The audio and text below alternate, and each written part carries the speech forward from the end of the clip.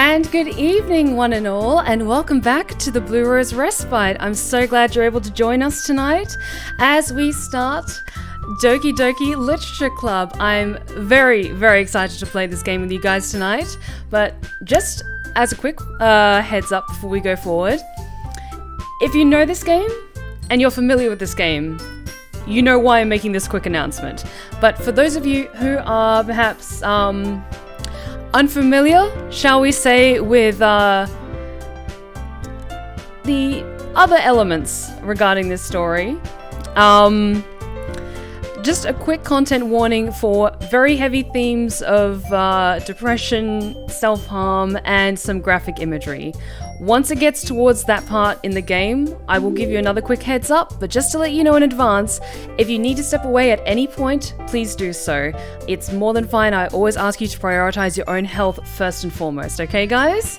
But thank you all so very much for joining me this evening, and a big thank you to Waste Dark Cell for the follow. Welcome to the Blue Rose Respite. You are now one of my lovely lost tales, and you are welcome back here anytime. Take a seat, enjoy yourself. I'm sure the chat will make you feel more than welcome. We're all here to have a good time tonight and to tell some stories. So, new game. Okay, first port of call.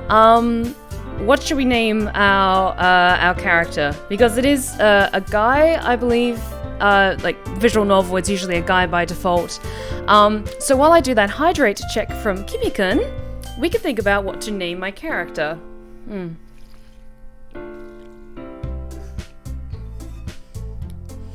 Because I could just go with Stephanie, but I don't know. I like having a protagonist-kin sort of name. I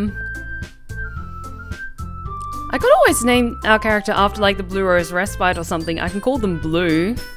That's an idea.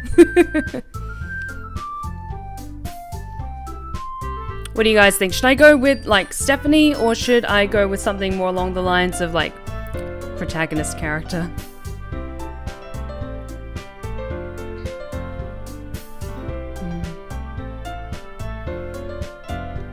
Because I could like make it a masculine version of my name. Actually, I'm noticing I'm peeking just a little bit, so I'm going to quickly just fix something. I'm not sure why it's doing that, but hopefully it's not peeking quite as much. Sorry about that, guys.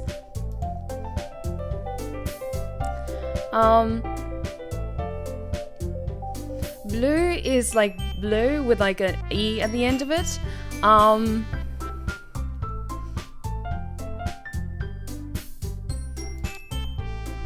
Blue, or like azure. I could always go with Rose, to be fair. Because the thing is, I would like do a masculine version of my name and call my character like Steve or Steven, but the thing is I've got people in my family who have that name, so it makes it a little too weird for me. How about something like...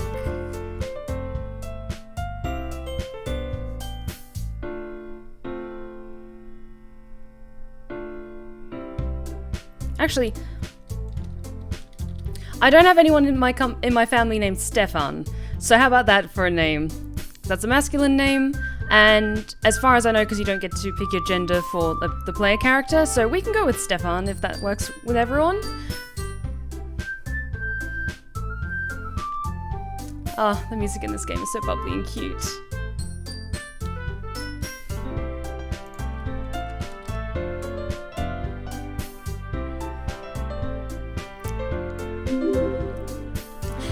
Guntermeister14, thank you so much for the 17-month resub. Greetings, Seraph and everyone. It's been a while. So glad you're able to join us tonight, and thank you so much for your amazing continued generosity. You're amazing. So yeah, I'm gonna put it as Stefan, but with an F, just because, again, I've got people in my family called Steve and Steven, so the F makes it like just that level of different. So please enter your name, Stefan. And yes, I will be narrating everything. Hey! I see an annoying girl running toward me from the distance, waving her arms in the air like she's totally oblivious to any attention she might draw to herself. The girl is Sayori, my neighbor and good friend since we were children. You know, the kind of friend you never see yourself making today, but it just kind of works out because you've known each other for so long. We used to walk to school together on days like this, but starting around high school, she would oversleep more and more frequently, and I would get tired of waiting up. But if she's going to chase after me like this, I almost feel better off running away. However, I just sigh and idle in front of the crosswalk and let Sayori catch up to me. I overslept again. But I caught you this time. Maybe. Maybe, but only because I decided to stop and wait for you. You say that like you were thinking about ignoring me. That's mean, Stefan. Well, if people stare at you for acting weird, then I don't want them to think we're a couple or something. Fine. But you did wait for me after all. I guess you don't have it in you to be mean, even if you wanted to. Whatever you say, Sayori. She's so cute. We cross the street together and make our way to school. As we draw near, the streets become increasingly speckled with other students making their daily commute. By the way, Stefan, have you decided to join a club yet? On a club to join yet? A club? I told you already. I told you already. I'm really not interested in joining any clubs. I haven't been looking either. That's not true. You told me you would join a club this year. Did I? I'm sure it's possible that I did, in one of our many conversations where I dismissively go along with whatever she's going on about. Sayori likes to worry a little too much about me, when I'm perfectly content just getting by on the average while spending my free time on games and anime. Sounds a lot like me. I was talking about how I'm worried that you won't learn how to socialize or have any skills before college. Your happiness is really important to me, you know. And I know you're happy now, but I die at the thought of you becoming a NEET in a few years because you're not used to the real world. You trust me, right? Don't make me keep worrying about you. Alright. I'll look at a few clubs if it makes you happy. No promises though. Will you at least promise me you'll try a little? Yeah, I guess I'll promise you that. Yay! Why do I let myself get lectured by such a carefree girl? Hey, Assassin Praxis, I'm so glad you're able to join us tonight. Take a seat, relax, and unwind with us. More than that, I'm surprised I even let myself relent to her. I guess seeing her worry so much about me makes me want to ease her mind at least a little bit, even if she does exaggerate everything inside of her head. The school day is as ordinary as ever, and it's over before I know it. After I pack up my things, I stare blankly at the wall, hoping for an ounce of motivation. Clubs. Sayori wants me to check out some clubs. I guess I have no choice but to start with the anime club. Hello? Sayori. Sayori must have come into the classroom while I was spacing out. I look around and realize that I'm the only one left in the classroom. I thought I'd catch you coming out of the classroom, but I saw you just sitting here and spacing out, so I came in. Honestly, you're even worse than me sometimes. I'm impressed. You don't need to wait up for me if it's going to make you late to your own club. Well, I thought you might need some encouragement, so I thought, you know. Know what? That you could come to my club. Sayori. Yeah? There is no way I'm going to your club. Meanie. Sayori is vice president of the literature club. I know how to use words. Not that I was ever aware that she had any interest in literature. In fact, I'm 99% sure she only did it because she thought it would be fun to help start a new club. Since she was the first one to show interest after the one who proposed the club, she inherited the title Vice President. That said, my interest in literature is guaranteed to be even less. Yeah, I'm going to the anime club. Come on, please. Why do you care so much anyway? Well, I kind of told the club yesterday I would bring in a new member. And Natsuki made cupcakes and everything. Also, hi Daniel, how's it going? Glad you could make it. Don't make promises you can't keep. I can't tell if Sayori is really that much of an airhead or if she's so cunning as to have planned all this out. I let out a long sigh. Fine, I'll stop by for a cupcake, okay? Yes, let's go. And thus, today marks the day I sold my soul for a cupcake. I dejectedly followed Sayori across the school and upstairs, a section of the school I rarely visit. Sayori, full of energy, swings open the classroom door. Everyone, the new member is here. I told you, don't call me a new member. I glance around the room. Welcome to the Literature Club. It's a pleasure to meet you. Sayori always says such nice things about you. Seriously? You brought a boy? Way to kill the atmosphere. Oh, Stefan, what a nice surprise. Welcome to the club. All words escape me in this situation. This club is full of incredibly cute girls. What are you looking at? If you want to say something, say it. Sorry. Natsuki. The girl with the sour attitude, whose name is apparently Natsuki, is one I don't recognize. Her small figure makes her look like a first-year student. She is also the one who made cupcakes, according to Sayori. You can just ignore her when she gets moody. Sayori says that quietly in my ear and then turns back towards the other girls. Anyway, this is Natsuki, always full of energy. And this is Yuri, the smartest in the club. Don't say things like that. Yuri, who appears comparably more mature and timid, seems to have a hard time keeping up with people like Sayori and Natsuki. Well, it's nice to meet both of you. And it sounds like you already know Monica, is that right? That's right. It's great to see you again, Stefan. Monica smiles sweetly. We do know each other. Well, we rarely talked, but we were in the same class last year. Monica was probably the most popular girl in class. Smart, beautiful, athletic.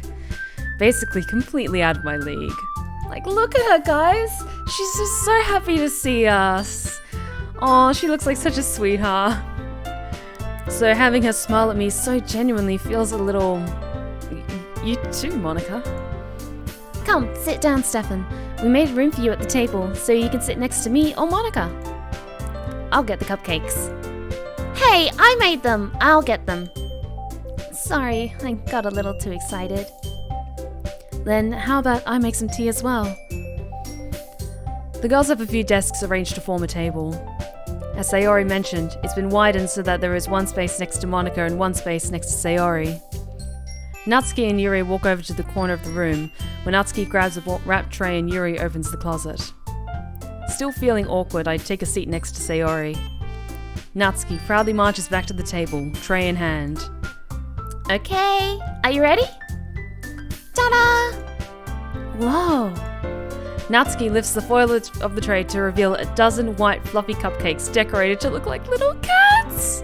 Oh, I want one! The whiskers are drawn with icing and little pieces of chocolate are used to make ears. So cute! I had no idea you were so good at baking, Natsuki. Well, you know. Just hurry and take one. Sayori grabs one first, then Monica. I follow. It's delicious. Sayori talks with her mouth full and has already managed to get icing on her face. I turn the cupcake around in my fingers, trying to find the best angle to take a bite. Natsuki is quiet. I can't help but notice her sneaking glances in my direction. Is she waiting for me to take a bite? I finally bite down. The icing is sweet and full of flavor. I wonder if she made it herself. This is really good. Thank you, Natsuki. Why are you thanking me? It's not like I... Haven't I heard this somewhere before? Made them for you or anything. Parke. Oh, I thought you technically did. Sayori said... Well, maybe. But not for you. Dummy. Alright.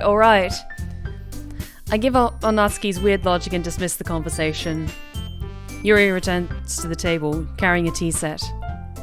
She carefully places a teacup in front of each of us before setting down the teapot next to the cupcake tray. You keep a whole tea set in this classroom? Don't worry, the teachers gave us permission. After all, doesn't a hot cup of tea help you enjoy a good book? I guess. Don't let yourself get intimidated. Yuri's just trying to impress you. That's not... Insulted, Yuri looks away. I mean that... you know... I believe you. Well, tea and reading might not be a pastime for me, but I at least enjoy tea. I'm glad. Yuri faintly smiles to herself in relief. Monica raises an eyebrow, then smiles at me. So, what made you consider the literature club? I was afraid of this question. Something tells me I shouldn't tell Monica that I was practically dragged here by Sayori. Well, I haven't joined any clubs yet, and Sayori seemed really happy here, so... That's okay. Don't be embarrassed. We'll make sure you feel right at home, okay? As president of the literature club, it's my duty to make the club fun and exciting for everyone. Monica, I'm surprised. How come you decided to start your own club? You could probably be a board member of any of the major clubs. Weren't you a leader of the debate club last year? Well, you know. To be honest, I can't stand all of the politics around the major clubs.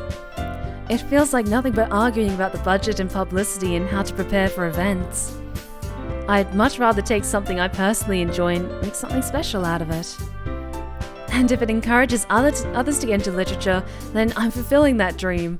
Oh god, it's kind of unsettling that she kind of has a very similar, I get her, wanting to spread, little elements of culture and sophistication in the form of literature, and writing and storytelling, oh no, guys, I think this is the start of something beautiful, I don't know, it's a weird connection going, I feel this. Monica really is a great leader. Yuri also nods in agreement. Then I'm surprised there aren't more people in the club yet.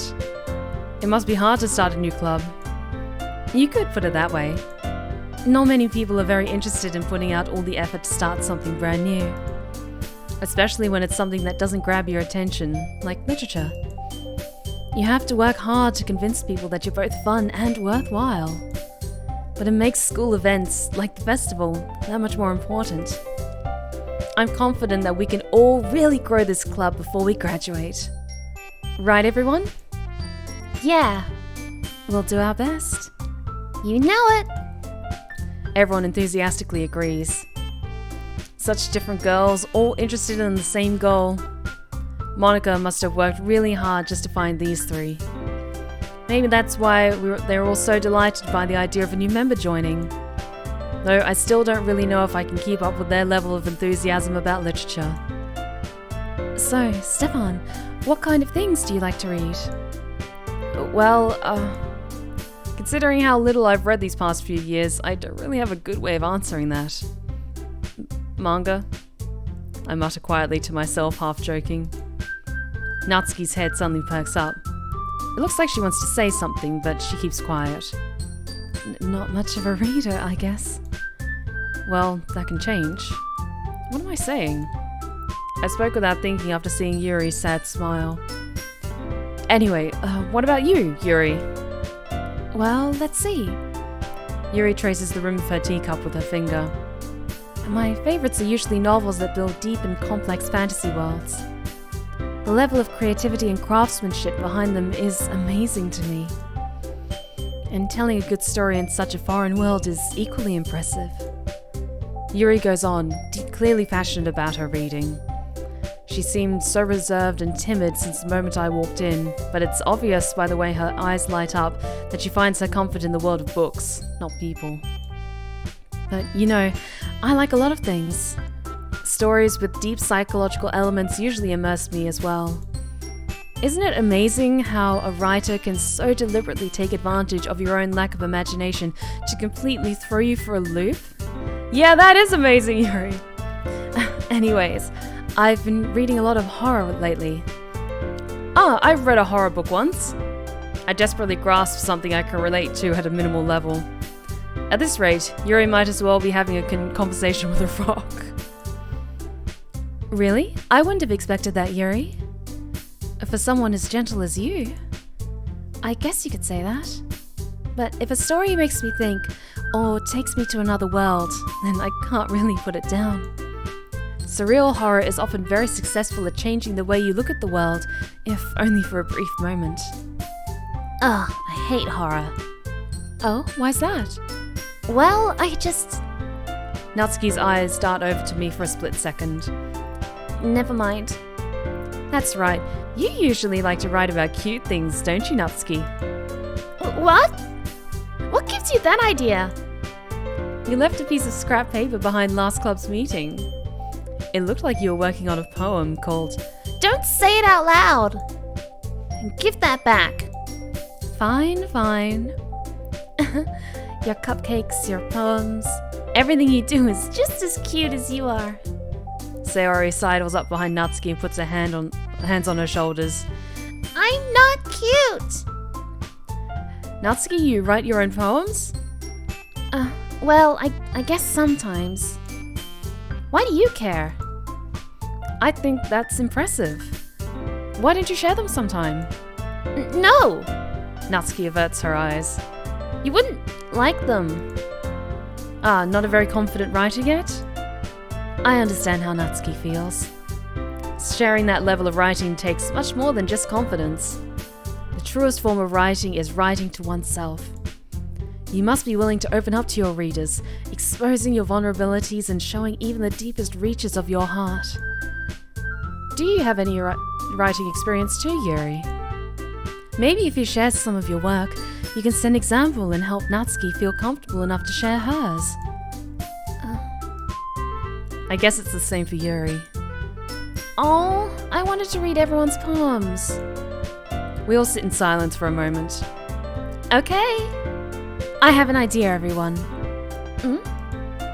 Natsuki and Yuri look quizzically at Monica. Let's all go home and write a poem of our own. Then, next time we meet, we'll all share them with each other. That way, everyone is even. Yeah, let's do it. Plus, now that we have a new member, I think it will help us get a little more comfortable with each other and strengthen the bond of the club. Isn't that right, Stefan? Monica smiles warmly at me once again. Hold on, there's still one problem. What's that? Now that we're back to the original topic of me joining the club, I've bluntly come forth with what's been on my mind the entire time. I never said I would join this club.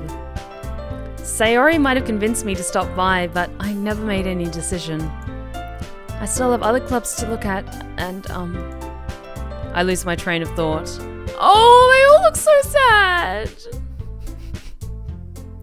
How can you guys resist those puppy dog eyes? They're all so sweet. All four girls stare back at me with dejected eyes. But I'm sorry, I thought... Stefan... You all... I'm defenseless against these girls. How am I supposed to make a clear-headed decision when it's like this? That is, if writing poems is the price I need to pay in order to spend every day with these beautiful girls. Right. Okay, I've decided then. I'll join the literature club. One by one, the girls' eyes light up. Yes, I'm so happy. Sayori wraps her arms around me, jumping up and down. Hey, you really did scare me for a moment. If you really just came for the cupcakes, I would be super pissed. Then that makes it official. Welcome to the literature club. Oh, thanks, I guess. Okay, everyone. I think with that we can officially end today's meeting on a good note. Everyone remember tonight's assignment. Write a poem to bring to the next meeting so we can all share. Viraju, how's it going? Welcome back to the Blue Rose Respite. Glad you could join us tonight. Monica looks over at me once more. Stefan, I look forward to seeing how you express yourself. Yeah. Can I really impress the class star Monica with my mediocre writing skills? I already feel the anxiety welling up inside me. Meanwhile, the girls continue to chit-chat as Yuri and Natsuki clean up their food. Hey, Stefan, since we're already here, do you want to walk home together? That's right, Sarah and I never walk home together anymore because she always stayed after school for clubs. Sure, might as well. Yay! Actually, since we've done a lot, I'm just going to quickly save. Okay, good. Autosave, and then save there. With that, the two of us depart the club room and make our way home. The whole way, my mind wanders back and forth between the four girls. Sayori, Natsuki, Yuri, and of course, Monica. Will I really be happy spending every day after school in a literature club? Perhaps I'll have the chance to grow closer to one of these girls. Alright. I'll just need to make the most of my circumstances, and I'm sure good fortune will find me. And I guess that starts with writing a poem tonight. Okay. First, poem assignment. Okay, I'm not going to aim for anyone in particular, but I'm going to pick words from the heart. Words that I personally really quite like. Okay, flower, shiny, so... flower. I like flowers. Explode, pink, boot. I like wrath as well. And romance. And sing. I like singing. Portrait. Variance is a lovely word as well. Variance. Whisper. Rose, of course.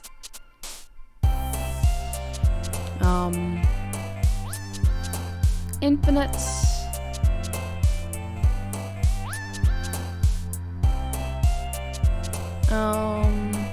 Pure.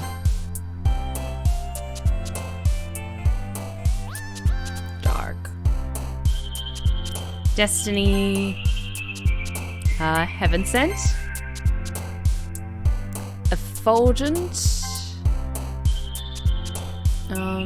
Fantasy. Ooh, thank you for the stretch check, Gunman Grim. I'll do that now. Ooh. Also, how's it going? Glad you could drop by. Feel free to stay as long as you like.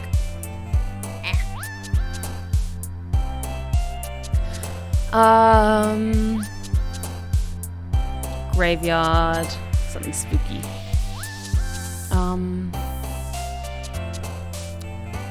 Pleasure. Intellectual. Embrace. And promise. One more. Peaceful.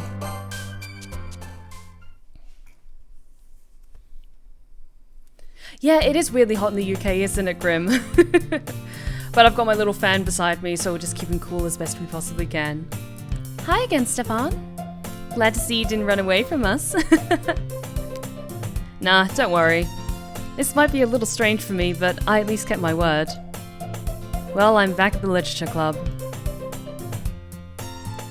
I was the last to come in, so everyone else is already hanging out. Thanks for keeping your promise, Stefan. I hope this isn't too overwhelming of a commitment for you, making you dive headfirst into literature when you're not accustomed to it.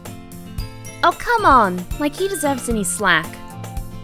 Sayori told me you didn't even want to join any clubs this year. And last year, too. I don't know if you plan to just come here and hang out or what, but if you don't take us seriously, then you won't see the end of it. Natsuki, you certainly have a big mouth for someone who keeps her manga collection in the club room. Natsuki finds herself stuck between saying Monica and manga. Manga is literature! Swiftly defeated, Natsuki flops back into her seat. Don't worry, guys. Stefan always gives it his best as long as he's having fun. He helps with busy work without me. He helps me with busy work without me even asking. Like cooking, cleaning my room. How dependable. Sayori, that's because your room is so messy it's distracting. And you almost set your house on fire once. Oh no, Sayori! Is that so? You two really are good friends, aren't you? I might be a little jealous. How come? You and Stefan can become good friends too. Sayori. Hmm? Oh, Yuri's so cute. As usual, Sayori seems oblivious to the weird situation she just put me into. Oh, Yuri even brought you something today, you know? Wait, Sayori. Me? Not really. Don't be shy. It's really nothing. What is it? Never mind. Sayori made it sound like a big deal when it's really not. Oh, what do I do? I'm sorry, Yuri. I wasn't thinking.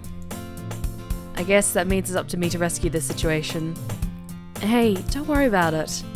First of all, I wasn't expecting anything in the first place. So any nice gesture from you is a pleasant surprise. Oh, I empathize with Yuri a little bit too much as well because I'm usually really shy and awkward when it comes to like initial meetings and those first ice breakings, but then once you get to know them, they're massive fans of horror and fantasy. Like, I totally don't at all empathize with that. Hey, Lion Jotun, how's it going? Welcome back. Take a seat, enjoy yourself, feel free to stay as long as you like. Deathbringer, no.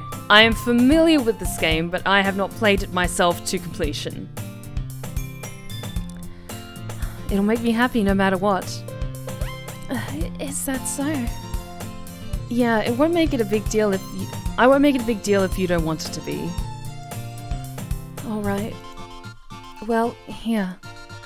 Yuri reaches into her bag and pulls out a book. I didn't want you to feel left out. So I picked out a book that I thought you might enjoy. It's a short read, so it should keep your attention, even if you don't usually read. And we could, you know,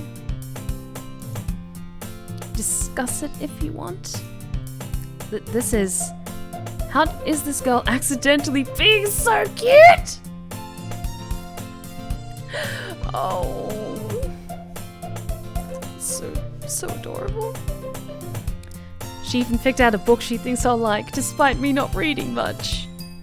Yuri, thank you. I'll definitely read this. I enthusiastically take the book. Phew. Well, you can read it at your own pace. I'll look forward to hearing what you think. Now that everyone's settled in, I expected Monica to kick off some scheduled activities for the club. But that doesn't seem to be the case. Sayori and Monica are just having a cheery conversation in the corner. Yuri's face is already buried in a book. I can't help but notice her intense expression, like she was waiting for this chance. Meanwhile, Natsuki is rummaging around in the closet. I'm really curious to talk to Yuri a little bit more. But at the same time, I would feel bad for distracting her from reading. I catch a glimpse of the cover of her book. It looks like the same book that she lent to me. More than that, she seems to be on the first few pages. Crap. I think she noticed me looking at her. No! She sneaks another glance at me, and our eyes meet for a split second. But that only makes her hide her face deeper in her book. Sorry. I was just spacing out. I muttered this, sensing I made her uncomfortable. Oh, it's fine. If I was focused, then I probably wouldn't have even noticed in the first place. Oh, guys, so long as everyone is having fun in the chat, just behave yourselves. I know these girls are so adorable and they're so sweet and cute and wholesome, but everyone is inclined to their own personal tastes, and thank you for the hydrates check, Daniel. I will say, reading all these lines does make you thirsty, so I might need a couple of hydrate checks over the course of the stream, but hope you guys are enjoying it so far. but I'm just rereading a bit of this, so... That's the book you gave me, right? Mm-hmm. I wanted to reread some of it. Not for any particular reason. Just curious, how come you have 2 copies of the same book? Well, when I stopped at the bookstore yesterday... that's not what I meant. I mean... I just happened to buy 2 of them. Ah, I see. There's something fairly obvious here that Yuri isn't telling me, but I decide to let it go. I'll definitely start reading it soon. I'm glad to hear. Once it starts to pick up, you might have a hard time putting it down. It's a very engaging and relatable story. Oh, she's so cute! Is that so? What's it about, anyway? Well... Yuri closes the book and scans her eyes over the back. The book is titled Portrait of Markov. There's an ominous-looking eye symbol on the front cover. Alright. I just wanted to make sure I don't accidentally give anything away. Basically, it's about this girl in high school who moves in with her long-lost younger sister. But as soon as she does so, her life gets really strange. She gets targeted by these people who escape from a human experiment prison. And while her life is in danger, she needs to desperately choose who to trust. No matter what she does, she ends up destroying most of her relationships and her life starts to fall apart. That's kind of dark, isn't it? The Lou Bear! Thank you so much for your 6-month resubscription. Thank you so much for your amazing continued support, and welcome back to the Blue Rose Respite. Mwah. You're amazing, thank you.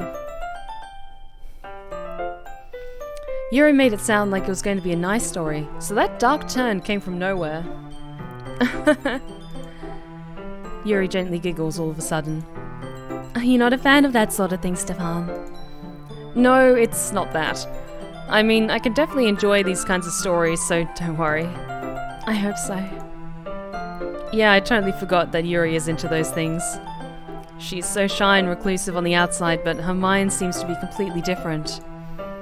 It's just that those kinds of stories, they challenge you to look at life from a strange new perspective. When horrible things happen not just because someone wants to be evil, but because they have their own goals, or their own philosophy that they believe in. Then suddenly, when you thought you related to the protagonist, they're made out to be the naive one for letting their one-sided morals interfere with the villain's plans. I'm rambling, aren't I? Not again. I'm sorry. Hey, don't apologize. I haven't lost interest or anything. Well, I guess it's alright then. But I feel like I should let you know that I have this problem. When I let things like books and writing fill my thoughts, I kind of forget to pay attention to other people. So I'm sorry if I end up saying something strange. And please stop me if I start talking too much. I really don't think you need to worry. That just means you're passionate about reading. The least I can do is listen. It's a literature club after all. That's true. In fact, I might as well get started reading it, right? You don't have to. What are you saying? Just a moment you said you were looking forward to it. Let me just get the book. I quickly retrieved the book that I'd put into my bag. Alright, it's fine if I sit here, right? I slip into the seat next to Yuri's. Hey, the Blobbers! How's it going? Welcome back to the Blue Rose Respite. I believe you're new here, in which case, take a seat, enjoy yourself. I'm sure the chat will make you feel more than welcome. Yeah. Are you sure? You seem a little apprehensive. I'm sorry. Hey, the Blobbers, thank you so much for the follow. You're now one of my lovely lost tales, and you're welcome back at the Blue Rose Respite anytime. Thank you so much for joining us. It's not that I don't want you to. Oh no, guys, you're actually giving me ideas. Would you guys hypothetically be interested in a Yuri like ASMR mini tale, like for Doki Doki Literature Club? I'm asking this sincerely, like chat, please tell me. It's just something I'm not very used to. Okay, guys, you know what? That's actually really not a bad idea. If you guys like the voice that I'm doing for Yuri, I will make a note. Give me a second. The Lou Bear, thank you so much for the 100 bits. I really appreciate it. Like, if I was hypothetically, and I'm not saying this as a guarantee of something I'll do, but hypothetically, if I was gonna do it, I wouldn't, like, no, wait, I'm not gonna say particulars, but let's just say you wouldn't have to worry about, like, graphic content warnings for it or anything, so just give me a second, I just need to find my notes.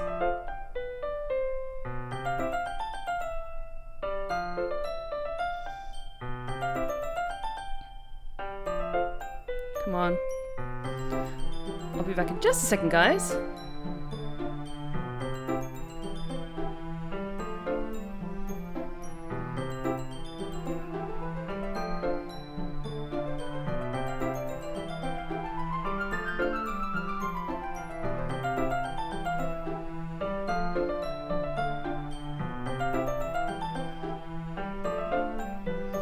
Okay.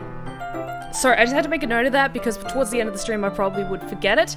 But yes, I've made a note of that. Not saying 100% it's gonna happen, but I just made a note. I made a note. But everyone, settle in and let us continue. That is, reading in company with someone. I see. Well, just tell me if I end up distracting you or anything. Alright. I open the book and start the prologue. I soon understand what Yuri meant about reading in company. It's as if I can feel her presence over my shoulder as I read. It's not a particularly bad thing. Maybe a little distracting, but the feeling is somewhat comforting. Yuri is in the corner of my eye. I realize that she's not actually looking at her own book. I glance over.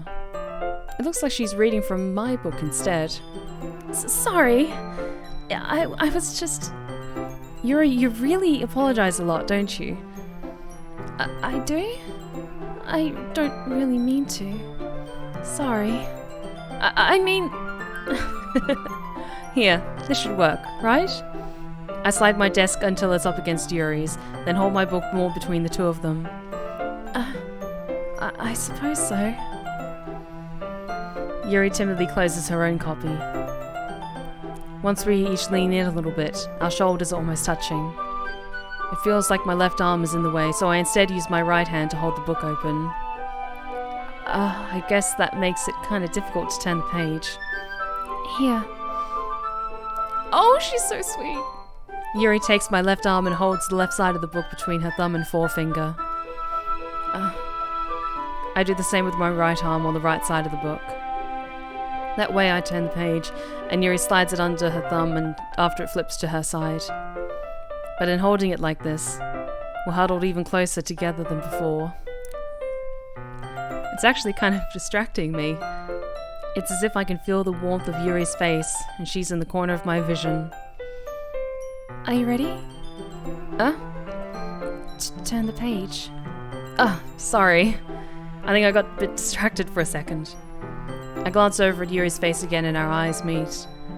I don't know how I'll be able to keep up with her.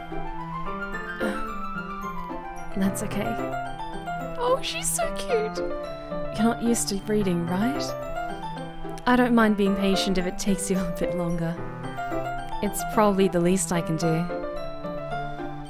Since you've been so patient with me. Yeah. I'm glancing over at what chat's suggesting, and I'm just going to quickly make a note of what you guys are suggesting, just so I don't forget.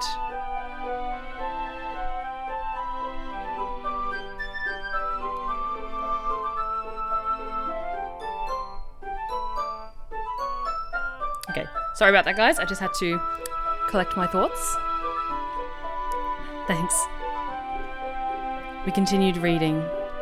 Yuri no longer asks me if I'm ready to turn the page. Instead, I just assume that she finishes the page before me, so I turn it by my own volition. We continue the first chapter in silence. Even so, turning each page feels almost like an intimate exchange. Oh, thank you for the hydrates check, Deathbringer.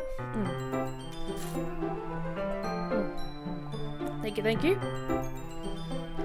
My thumb gently letting go of the page, letting it flutter over to her side as she catches it under her own thumb. Hey, Yuri.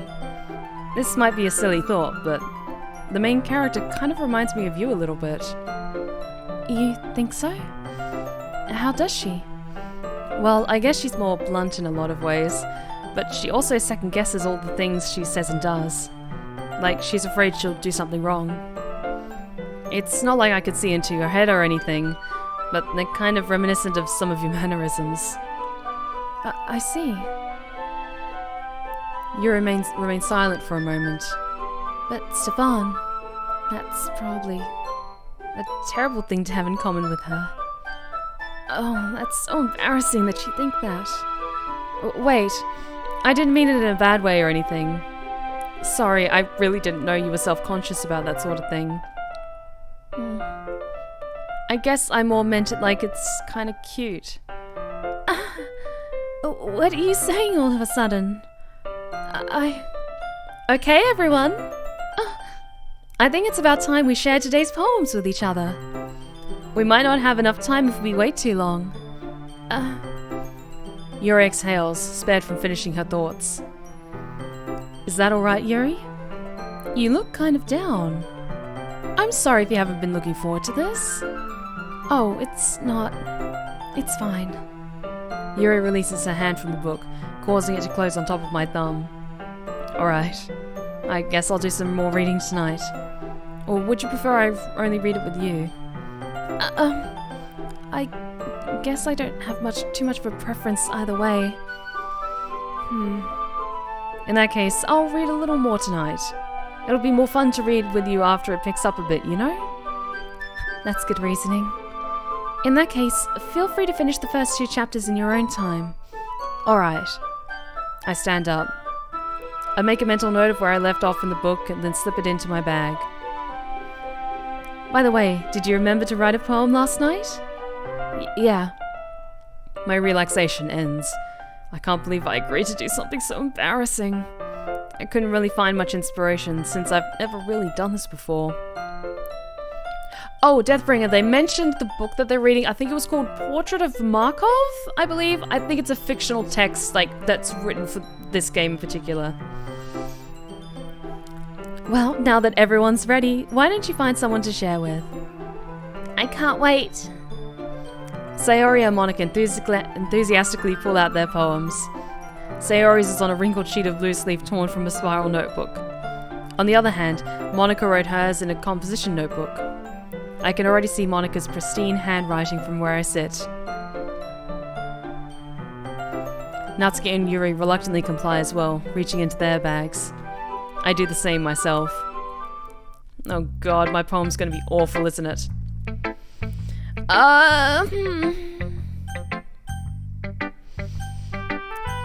You know what? She's the class president. She's probably got the best eye for this. Let's show it to Monica first. I should start with Monica. Yesterday she seemed eager to read my poem, and I want her to know I'm putting in effort. Hi, Stefan. Having a good time so far? Yeah. Good, glad to hear it. By the way, since you're new and everything, if you ever have any suggestions for the club, like new activities or things we can do better, I'm always listening. Always. Don't be afraid to bring things up, okay? Alright, I'll keep that in mind. Of course, I'll be afraid to bring some things up. I'm much better off just going with the flow until I'm more settled in. Anyway, want to share your poem with me? It's kind of embarrassing, but I guess I have to. Don't worry, Stefan. We're all a little bit embarrassed today, you know? But it's that sort of barrier that we'll all learn to get past soon. Yeah, that's true. I hand Monica my poem. Great job, Stefan! I was going ooh in my head while reading it. It's really metaphorical. I'm not sure why, but I didn't expect for you to go for something so deep. I guess I underestimated you. It's easiest for me to keep everyone's expectations low. Stefan knows if you just keep everyone's expectations low, then when you go like just above it, then you just wow the whole room. That way it always counts when I put in some effort. Exactly, Stefan. That's not very fair. Well, I guess it worked anyway. You know that Yuri likes this kind of writing, right? Writing that's full of imagery and symbolism. Unlike Sayori, who likes using simple and direct words to describe happiness and sadness. Yuri likes it when readers are left to derive their own meaning out of it. It's very challenging to write like that effectively, both allowing people to get something out of it just by feel, or letting them deeply analyze all of the nuances. It could take years of practice, which I'm assuming Yuri has at this point. I never really asked though. I'm sure I'm nowhere near her level yet. Don't worry so much about that. Do your own thing. Just keep exploring and learn by trying new things. I'm sure I'll end up trying things a lot. It could take a while before I'm comfortable doing this. That's okay. I'd love to see you try new things. That's the best way to find out the kind of style that suits you. Everyone else might be a little bit biased towards their own kinds of styles, but I'll always help you find what suits you the most. Oh, she's so nice. So don't force yourself to write the way everyone else wants you to write. Okay, I'm taking a hot second because this is a literature club. This is actually really good writing advice. Is while you should maybe like, or if it's perfectly fine like to emulate or like be inspired by certain writers and their writing style, but so long as you use it as points of inspiration and you don't try and write exactly like their style, that's actually a good point. To stay true to your own writing style. I mean, that's what I would do.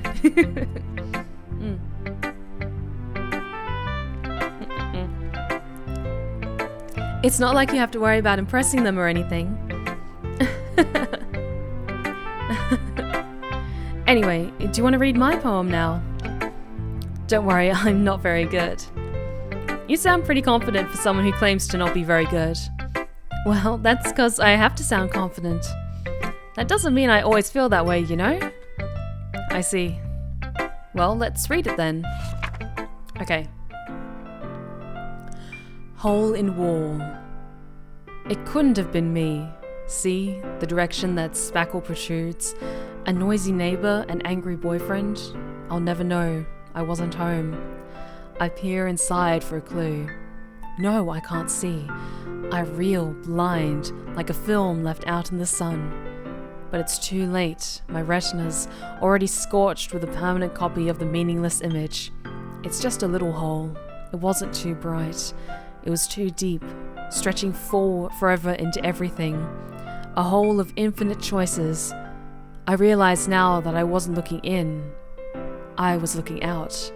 And he, on the other side, was looking in. A true poet, Monica. So, what do you think? It's very freeform, if that's what you call it. Sorry, I'm not really the right person to ask for feedback. It's okay. Yeah, that kind of style has gotten pretty popular nowadays. That is, a lot of poems have been putting emphasis on the timing between words and lines. When performed out loud, it can be really powerful. What was the inspiration behind this one? Well, I'm not sure if I know how to put it. I guess you could say that I had some kind of epiphany recently. It's been influencing my poems a bit. An epiphany? Yeah, something like that. I'm kind of nervous to talk about deep stuff like that because it's kind of coming on strongly. Maybe after everyone is better friends with each other. Anyway, here's Monica's writing tip of the day. Sometimes when you're writing a poem or a story, your brain gets too fixated on a specific point. If you try so hard to make it perfect, then you'll never make any progress. Just force yourself to get something down on the paper and tidy it up later. Another way to think about it is this. If you keep your pen in the same spot for too long, you'll just get a big dark puddle of ink. So just move your hand and go with the flow. That's my advice for the day. Thanks for listening. Oh, She's so helpful. She gives actually really good writing advice. I'm gonna save.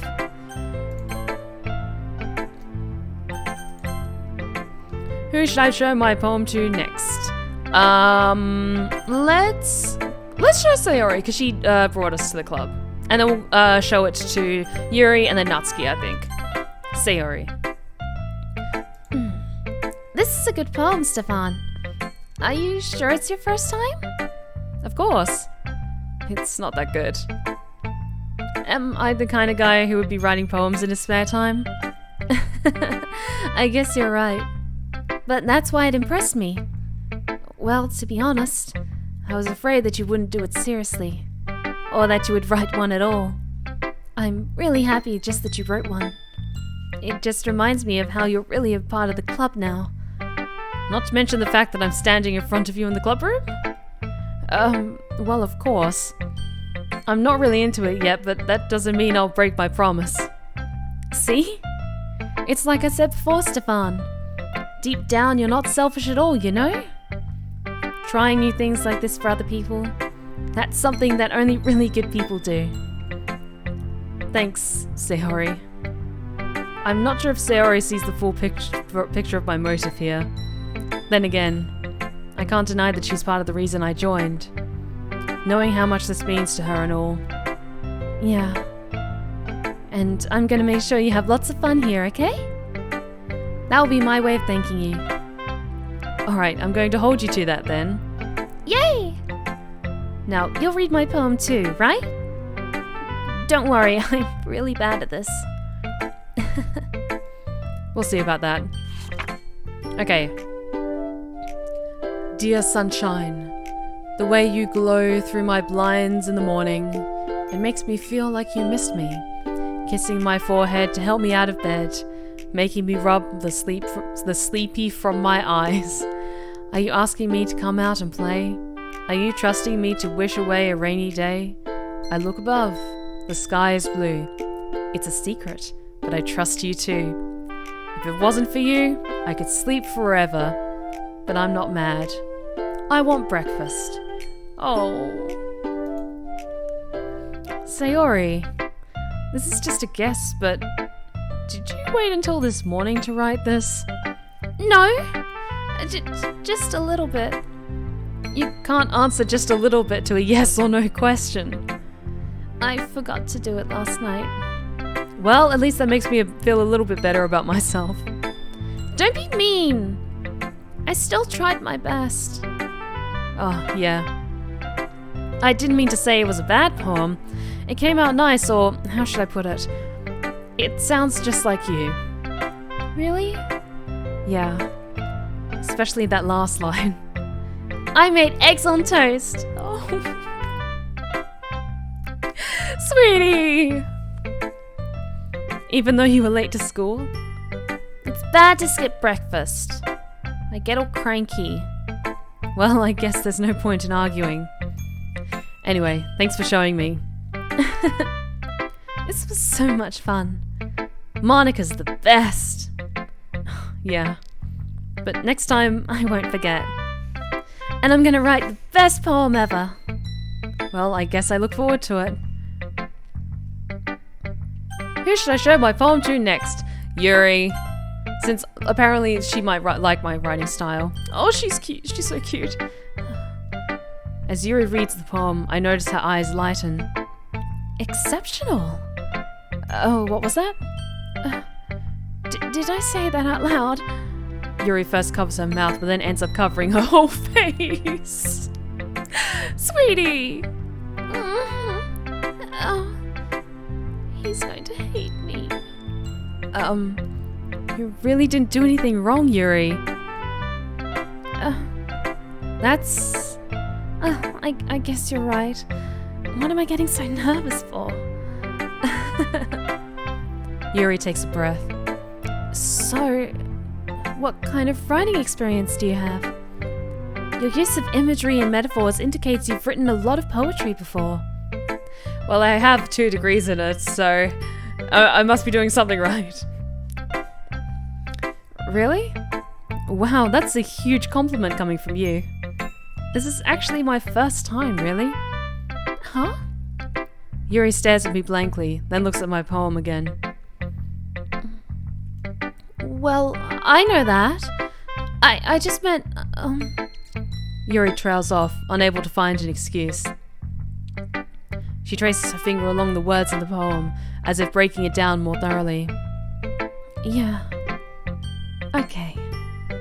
This is the reason I was able to tell. It's just that there are specific writing habits that are usually typical of new writers. And having been through that myself, I kind of learned to pick up on them. Hey, Steel Monkey 31, you're not late at all. We just finished reading our first poem to the club, and now we're just going around and reading everyone else's. But welcome, glad you could make it. I think the most noticeable thing I recognize in new writers is that they try to make their style very deliberate. In other words, they tend to pick a writing style separate from the topic matter, and they form-fit the words together. The end result is that both the style and the expressiveness are weakened. Once Yuri finds her train of thought, it's as if her demeanor totally changes. Her stammering is completely gone and she sounds like an expert. Of course, that's not something you can be blamed for. There are so many different skills and techniques that go into writing even a simple poem. Not just finding them and building them, but getting them to work together is probably the most challenging part. It might take you some time, but it all comes with practice and learning by example, and trying new things. I also hope that everyone else in the club gives you valuable feedback. Natsuki can be a little bit biased, though. Biased? How? Well, never mind. I shouldn't be talking about people like that. Sorry. It's fine. I'm not sure if Yuri is apologizing to herself, to me, or to Natsuki. Do you mind if I read your poem now? Please do. I'd love to share my thought process behind it. Yuri smiles dreamily, as if it's a rare opportunity for her. Which itself is kind of funny. She's so cute! After all, isn't this supposed to be a literature club? Okay. Ghost under the light. The tendrils of my hair illuminate beneath the amber glow. Bathing. It must be this one. The last remaining streetlight to have withstood the test of time.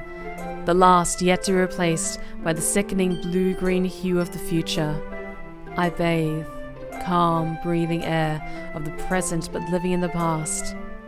The light flickers. I flicker back. That's actually a really nice poem. I'm sorry I have such terrible handwriting. What? I wasn't thinking that at all. But it took you a long time to read. Well, I just don't read script very often. I actually think your handwriting is pretty. That's a relief. Also, I liked the poem. Even though it's short, it was really descriptive. It wasn't too short? I usually write longer poems. Not at all. I'm really glad you like it. I'll be honest, since it's our first time sharing, I wanted to write something a little more mild. Something easy to digest, I suppose. Are you into ghosts, Yuri? Mm-hmm. Actually, this story isn't about a ghost at all, Stefan. Really? I must have totally missed the point. Well, I suppose you did only glance over it after all. But remember that poets often express their own thoughts, feelings, and experiences in their work. They usually do more than tell a simple story or paint a picture. In this case, perhaps the subject of the poem is only being symbolically compared to a ghost. Lingering in her last remaining place of comfort, unable to let go of the past. And soon to be left with nothing. That's a lot more solemn, putting it that way. I hadn't even thought of that. That's impressive. It's nothing, really. Yours was impressive too, so... Nah. If anything, I could probably learn a thing or two from you. You think so? Yeah, of course. You know, I was really nervous about doing all this. But in the end, I enjoyed it. I'm going to keep doing my best for you, Stefan. Me too. Oh. And last but not least, Natsuki. She's probably gonna hate it.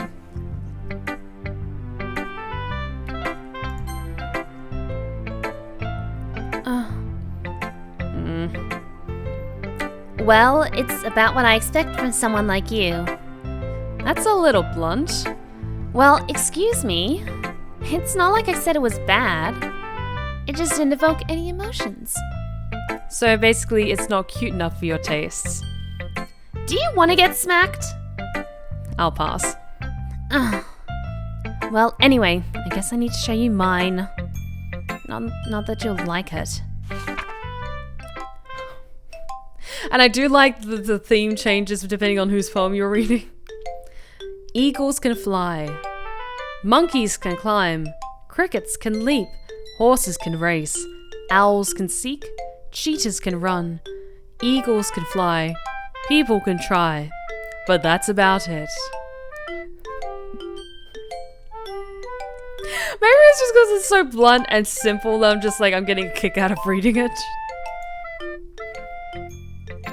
Yeah. I told you that you weren't gonna like it. I like it. What? Just be honest. I am. Why are you so convinced that I wouldn't like it? Well, because everyone in high school thinks that writing has to be all sophisticated and stuff. So people don't take my writing seriously. But isn't the point of poems for people to express themselves? Your writing style wouldn't make your message any less valid. Yes, exactly. It's like when it's easy to read, but it hits you hard. Like in this poem. Seeing everyone around you do great things can be really disheartening. So I decided to write about it. Yeah, I understand. But the other nice thing about simple writing is it can put more weight on the wordplay. Like, I set up for a rhyme at the end, but then made it fall flat on purpose. She's actually very smart, because one thing that I learned while studying poetry in university was the way that certain words sound, or like it feels like you're almost tasting them when you speak them. So that's why reading poetry aloud is a whole different visceral experience from just reading it in your head. So it's actually really legitimately good writing advice in this game. I love it. Like, I set up for a rhyme at the end, but then made it fall flat on purpose. It helps bring out the feeling in the last line. So you did. I guess more went into it than I realized. That's what it means to be a pro. I'm glad you learned something. I didn't expect that from the youngest one. Didn't expect that from the youngest one here, did you? Yeah, guess not. Paleo, thank you so much for the follow. You are now one of my lovely lost tales, and you are welcome back at the Blue Rose Respite anytime. Take a seat, enjoy yourself. I'm sure the chat will make you feel more than welcome. Thanks so much for joining us. I decided to humor her with that last comment. I don't really care how old everyone is, but if Natsuki is feeling proud, then I won't take that away from her.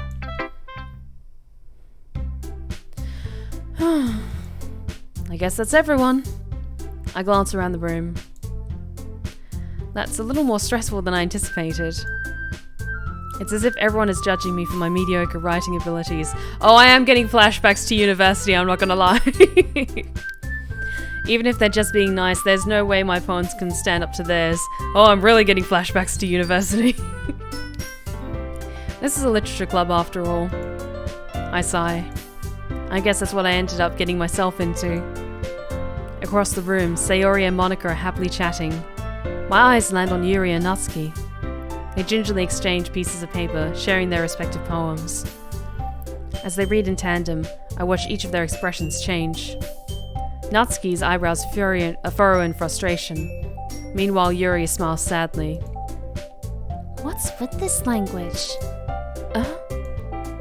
Did you say something? Oh, it's nothing.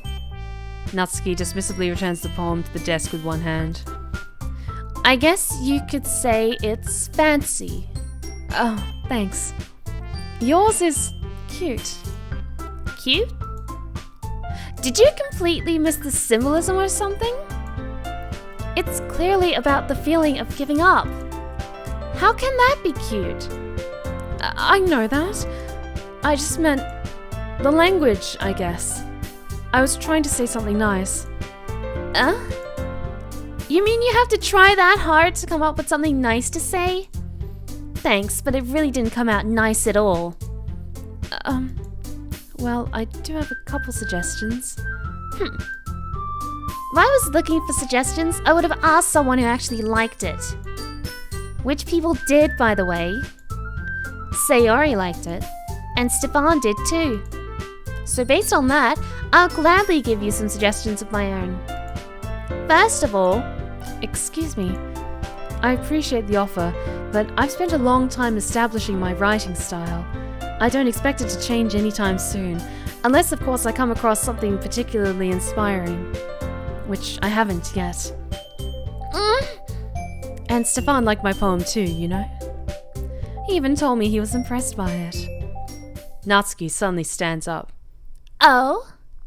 I didn't realize you were so invested in trying to impress our new member, Yuri. That's not what I... You're just... Yuri stands up as well. Maybe you're just jealous that Stefan appreciates my advice more than he appreciated yours. Huh? How do you know he didn't appreciate my advice more? Are you that full of yourself? No. If I was full of myself, I would deliberately go out of my way to make everything I do overly cutesy. Is everyone okay? Well, you know what? I wasn't the one whose boobs magically grew a size bigger as soon as Stefan started showing up. Natsuki! Natsuki, that's a little... This doesn't involve you, Yuri. Sorry. I don't like fighting, guys. Suddenly, both girls turned towards me, as if they just noticed I was standing there. Stefan. Oh, it kind of does look like Yuri's got little roses in, like, attached to her hair clip. That's so cute. Stefan, she's just trying to make me look bad. That's not true. She started it.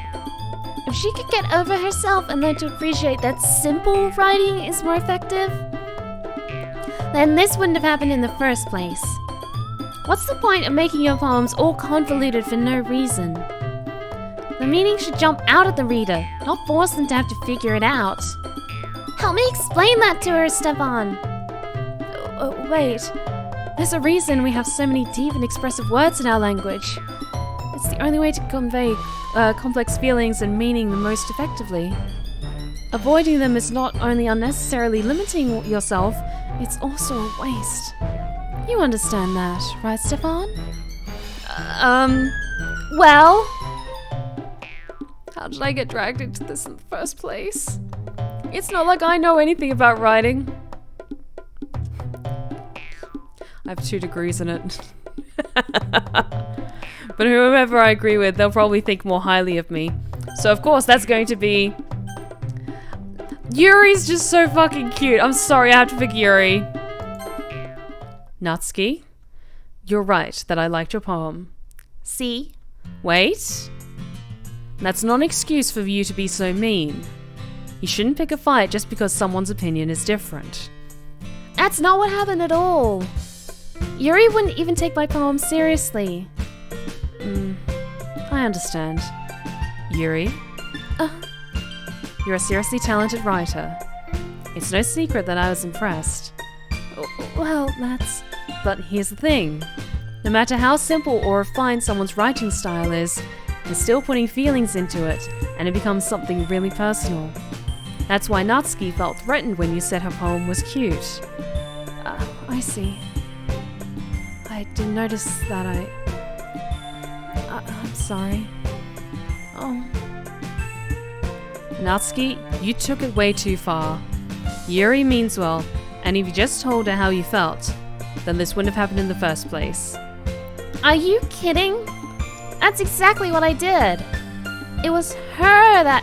Natsuki, I think that's enough. You both said some things that you didn't mean. Yuri apologized. Don't you think you should too?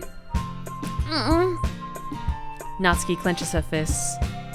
In the end, nobody has taken her side. She's trapped, at this point being defiant only because she can't handle the pressure. I end up even feeling bad for her. Sometimes when I'm hurt, it helps to take a walk and clear my head. Sayori, she doesn't need to. You know what? I'm going to go do that. It'll spare me from having to look at all your faces right now. Without warning, Natsuki snatches up her own poem from the desk and storms out. With that, I'm going to take a quick hydrate check. Thank you, Daniel. I actually really needed that. Thank you. On her way out, she crumples up the poem with her hands and throws it in the trash. Oh, Natsuki, no! Natsuki, she really didn't need to do that. I look across the room. Yuri has her chin buried in her hands while she stares down at her desk. I gingerly approach her and sit in an adjacent chair. Everything alright? I'm so embarrassed. I can't believe I acted like that. You probably hate me now. No, Yuri. How could anyone not have gotten frustrated after being treated like that? You handled it as well as anyone could. I don't think any less of you. Well, alright, I believe you. Thanks, Stefan. You're too kind. I'm thankful to have you a part of this club now. It's nothing. One more thing. That one thing that Natsuki said about, you know, I would never do anything so shameful. So... What thing did Natsuki say? Well, never mind that. I'm going to make some tea. Oh, good idea. Oh, she's embarrassed. Make enough for more than one person, okay? Yeah. Okay, everyone. It's just about time for us to leave. How did you all feel about sharing poems? It was a lot of fun. Well, I'd say it was worth it. It was alright. Well, mostly. Stefan, how about you?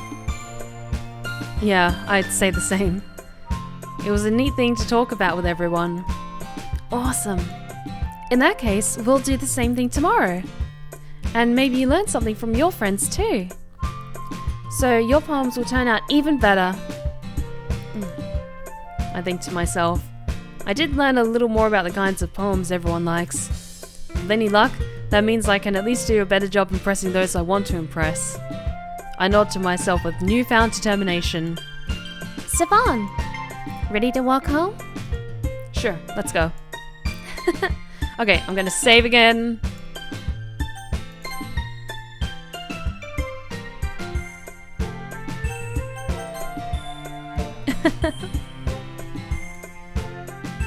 Sayori beams at me. It truly has been a while since Sayori and I have spent this much time together. I can't really say I'm not enjoying it either. Oh, everything's fine. Sayori, about what happened earlier. What do you mean? You know, between Yuri and Natsuki. Does that kind of thing happen often? No. That's really the first time I've seen them fight like that. I promise they're both wonderful people. You don't hate them, do you? No, I don't hate them. I just wanted your opinion, that's all. I can see why they'd make good friends with you. Phew. You know, Stefan, it's nice that I get to spend time with you in the club, but I think seeing you get along with everyone is what makes me the happiest. And I think everyone really likes you too. That's... Every day is gonna be so much fun. Huh. It looks like Sayori still hasn't caught on to the kind of situation I'm in. Sure, being friends with everyone is nice, but does it really need to stop there? We'll just have to see what the future holds, Sayori. I pat Sayori on the shoulder. I say that more to myself than to her, but it's easy to use Sayori as an internal monologue sometimes. Oh no. Okay. Yeah. Let's do this. Okay, so we're getting along really well with Yuri, so I'm gonna probably try and maybe target more words that I think she'll like. And, cause like, Yuri's so adorable and I love her. So, I'm gonna pick really fancy words. Incrogrant. I know she liked Heaven Sent.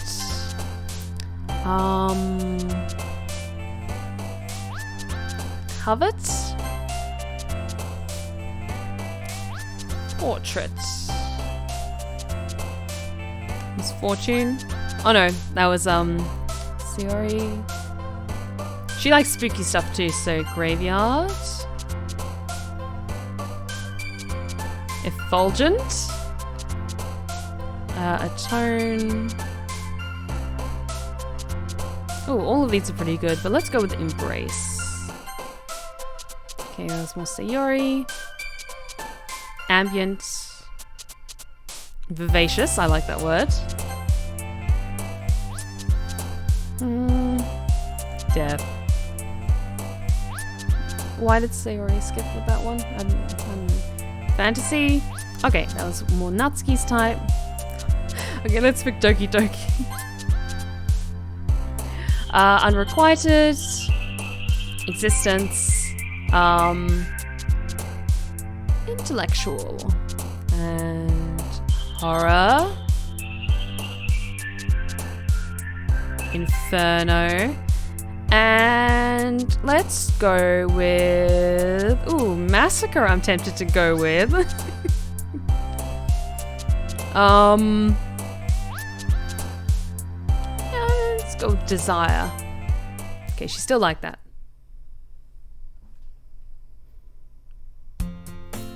Another day passes and it's time for the club meeting already. I've gotten a little more comfortable here over the past couple of days. Entering the club room, the usual scene greets me. Hi, Stefan. Yo, Sayori. Looks like you're in a good mood today. I'm just still not used to you being in the club, that's all. I see. That's a pretty simple thing to get you in a good mood. But I guess it's always the simple things with you anyway. Speaking of which, I'm kinda hungry. Will you come with me to buy a snack? No thanks. That's not like you at all.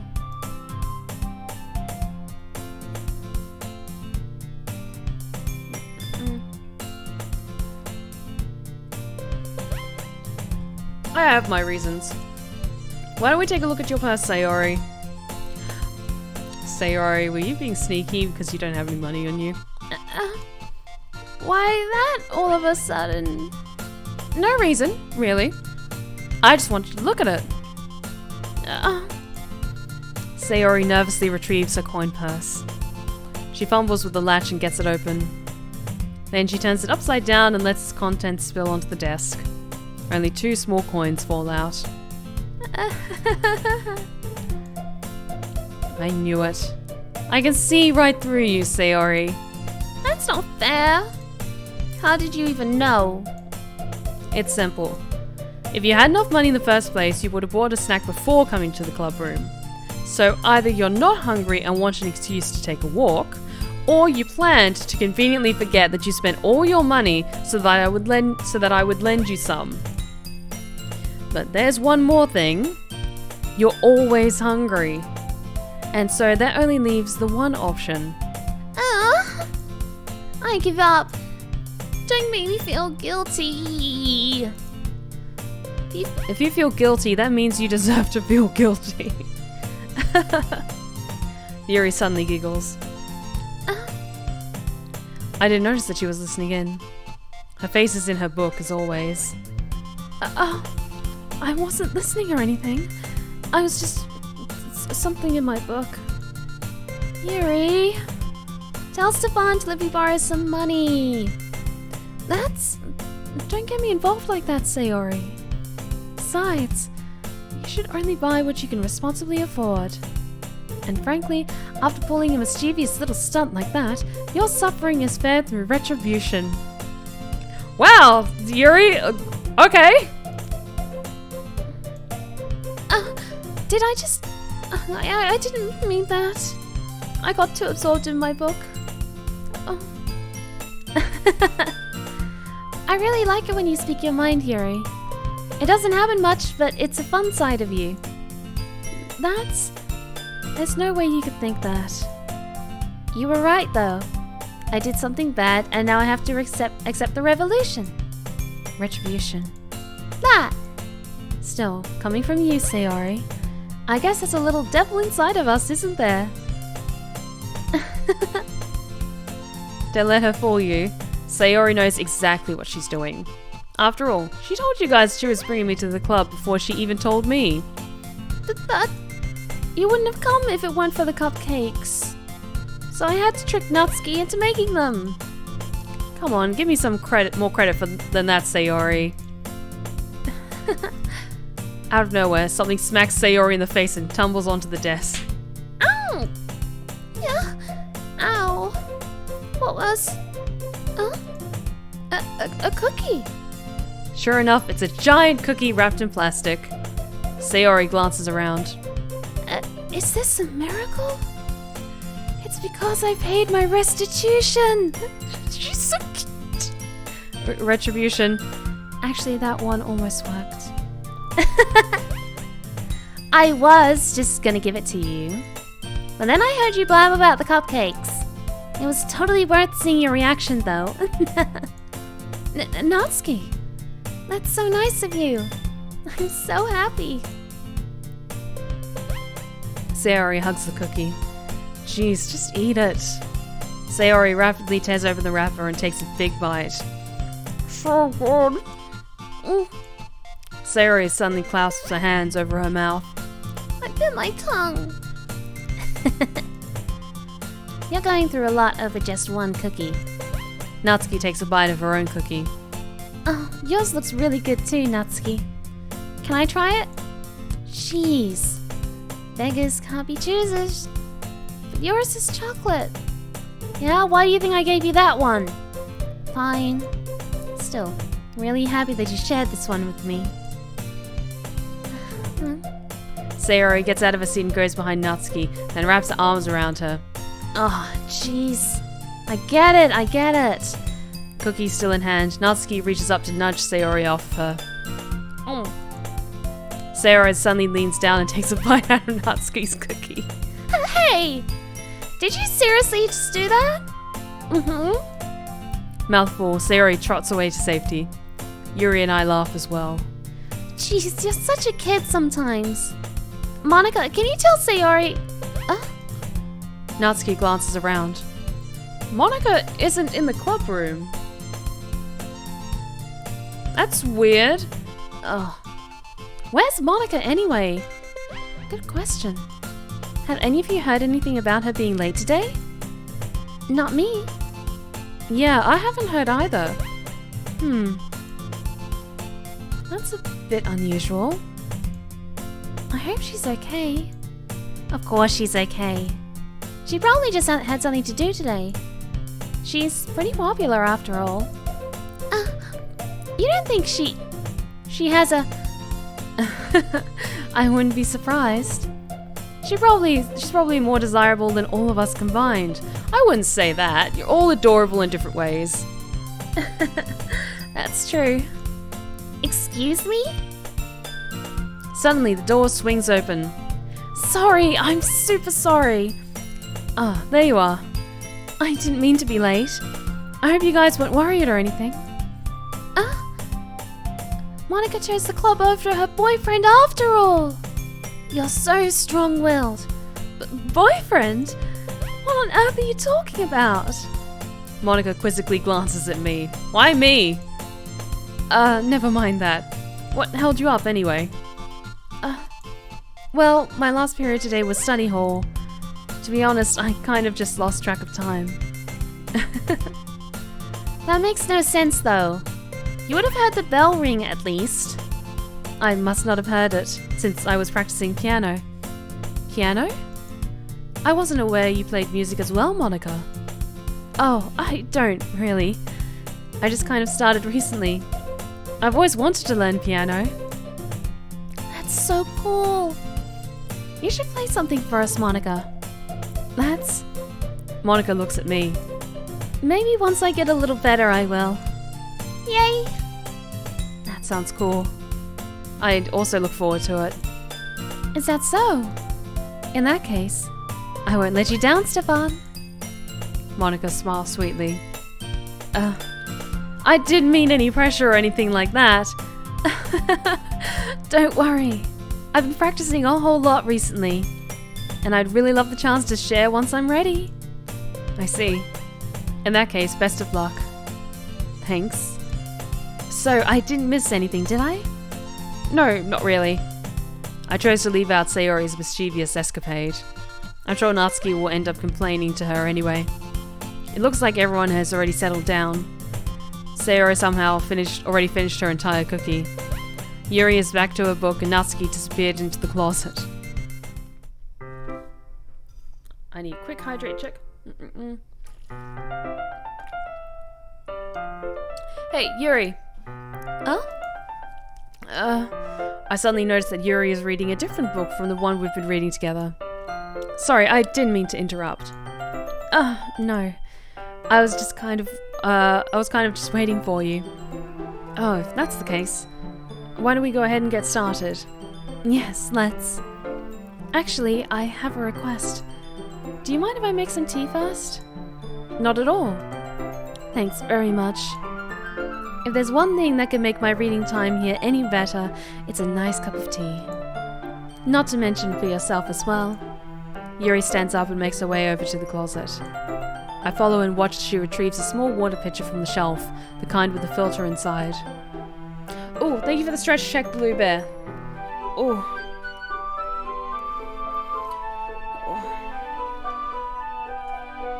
Thank you, much appreciated.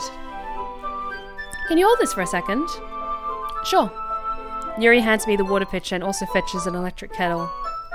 I'm going to plug this at the teacher's desk, and then we'll go get some water.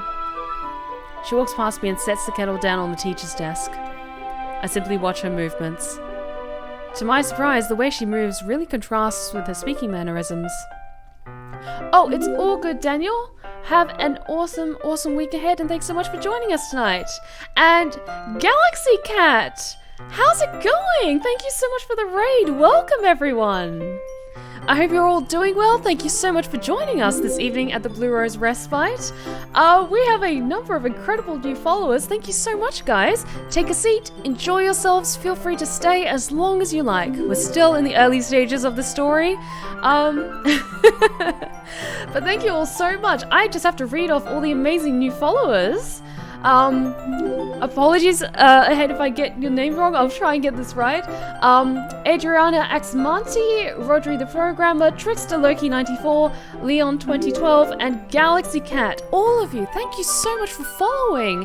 You are all now my lovely lost tales, and you are welcome back at the Blue Rose Respite anytime. Same goes to you.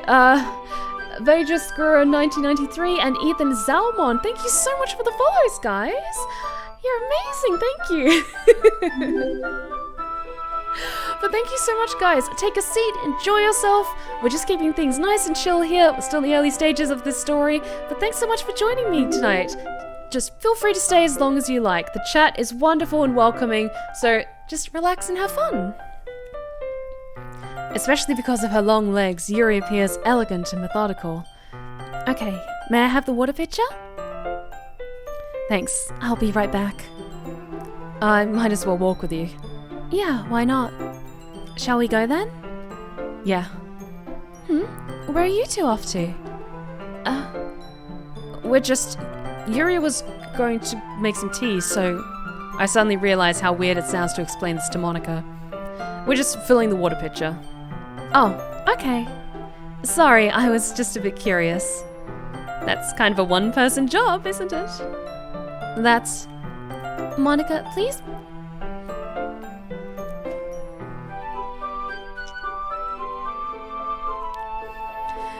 Monica, please mind your own business for once.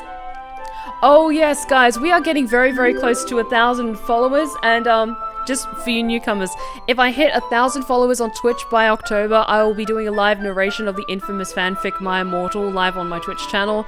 So, just in the back of your mind, if you have recently followed me, thank you so much. Like, it really does mean a lot to me. But just something to have in the back of your minds in case you're not following me yet. If we manage to reach that goal by October, then that's something I plan on doing. But to all of you newcomers, thank you so much for joining me tonight. Also, a massive, a lovely welcome to Cash Card as well for following. You are now one of my lovely Lost Tales as well, and you're welcome back at the Blue Rose Respite anytime. Oh, guys, welcome everyone.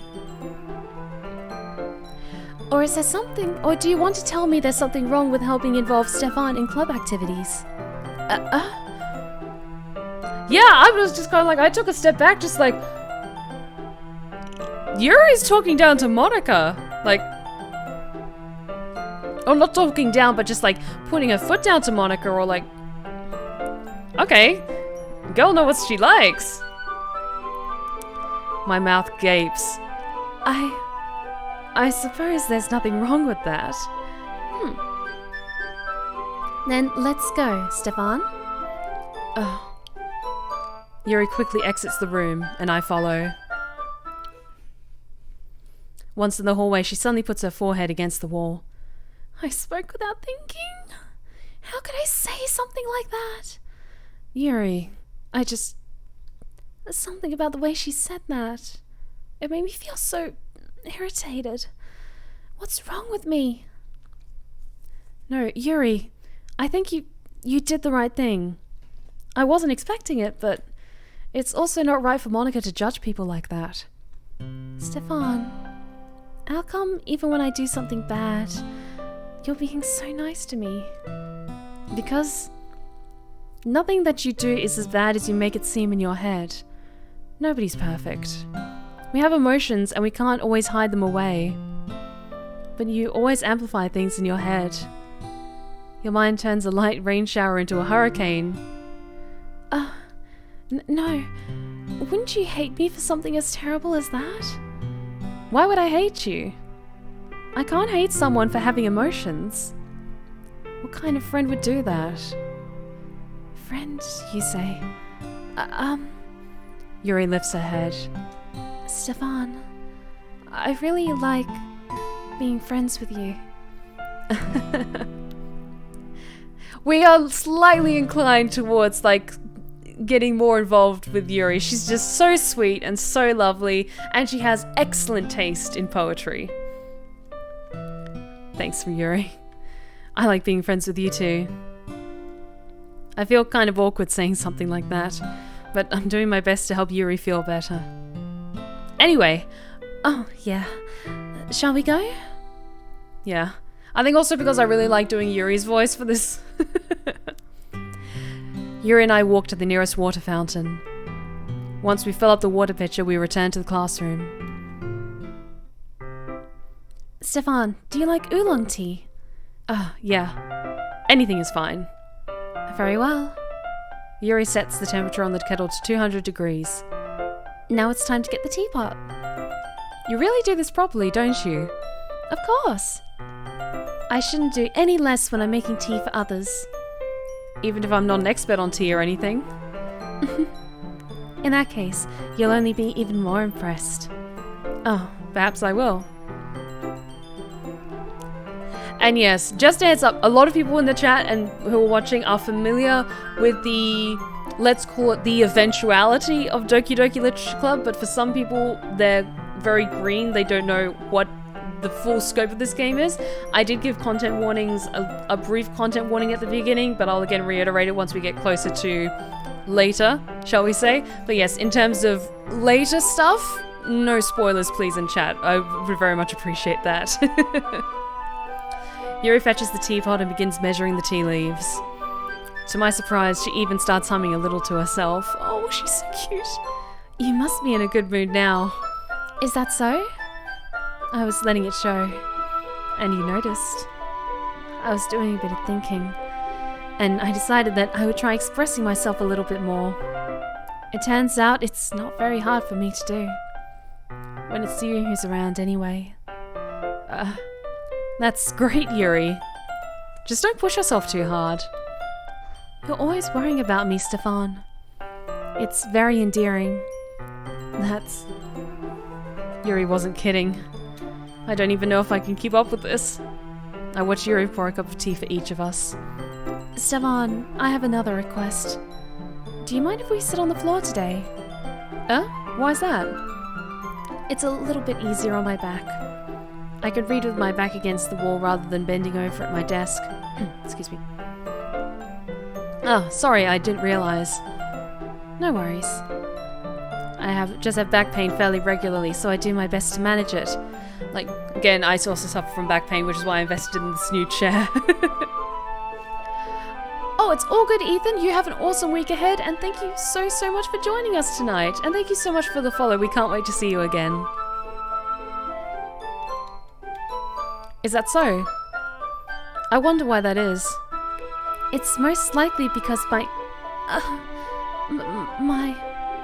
Your posture, right? Always hunched over like that while reading? Yes, I have terrible reading posture. So that's why we should sit on the floor. Fair enough. I'll go ahead and get the book. I retrieve the book from my bag. Oh, I have some chocolate as well. It's a bag of small chocolate candies that I kept hidden from Sayori's candy radar. I'll take it since it'll go well with the tea. Yuri and I then sit against the wall, teacups at our sides. As if in sync, we assume the same reading position as last time, each holding one half of the book. Except this time, our bodies are even closer to each other. I can't see too well. Yuri slides closer until our shoulders are touching. How am I supposed to focus on reading like this? Yuri was always kind of cute, but when she's being less apprehensive, it's almost more than I can handle. Handle the cuteness! Your teacup. Yuri hands me my teacup. Holding it with my hand that's not holding the book, I end up in a position that makes it even harder to focus. Because now I need to worry about making sure I don't accidentally touch her chest. Oh no! It's okay. As someone who is, somewhat, say, like, physically endowed the way that Yuri is, they get in the way so much and they're so annoying. And they give you bad back pain. So I know the veins of what it is like to be Yuri to some extent. Meanwhile, Yuri hasn't noticed a single thing. She wears her intense reading expression and I can only presume the world around her has faded away. I use all of my willpower to focus on reading. After a few minutes, I manage to relax a little. I put the teacup between my legs and fumble with the chocolate wrapper. Sorry. I briefly let go of the book to finish opening the wrapper. You can have as much as you want. That's okay. I won't take any. Are you sure? Well, if I touch it, then it might smudge on the pages. Oh, you're right. I didn't even think about that.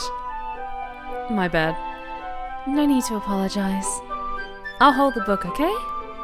Are you sure? Of course. Oh, she's so cute. Hang on.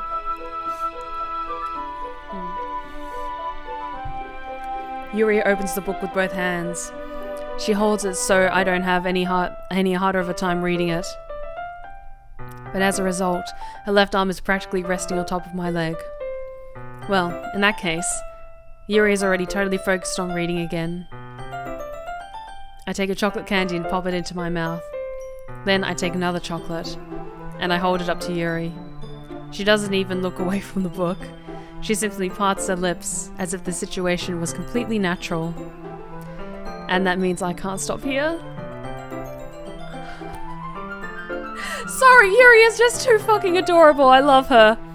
I apprehensively place the chocolate in her mouth. And yeah, I think it's one of my favorites too. Just because Doki Doki Literature Club Plus, they added all new graphics and added detail to this game. So I don't know if it's like this level of detail was in the previous one, but you can see like the dust particles just gently floating in the air. And if you look very, very closely at her eyes, the reflection changes ever so slightly, just like with the change in light. Just, oh, this game is so beautiful. I apprehensively place the chocolate in her mouth. Just like that, Yuri closes her lips over it. Yuri's expression suddenly breaks. Oh! Sorry, she's just so cute. Did I just... Yuri looks at me as like she needs to confirm what just happened. Stefan. Sorry, I guess I shouldn't have done that. That's... well... You were just helping. That's something that friends do, right? I mean, not really in this kind of context, but yeah, that's all that was. Yeah. Then you don't need to stop or anything. I see. The situation has gotten really tense. Yuri tries to return to the book, but I can tell just by her expression that she can't even she can't focus now. My heart is pounding. I nervously take another chocolate between my fingers, but this time Yuri's eyes meet mine. Sorry. How did it come to this? Yuri doesn't avert her gaze. I notice her chest rising and falling in rhythm to her breaths. I raise my arm. Like before, Yuri parts her lips, but it's different this time. I take the chocolate and place it in her mouth. I feel her hot breath on my fingers. Okay, everyone! Yuri jolts back. It's time to share poems! Stefan, you can help Yuri put away the tea stuff, right?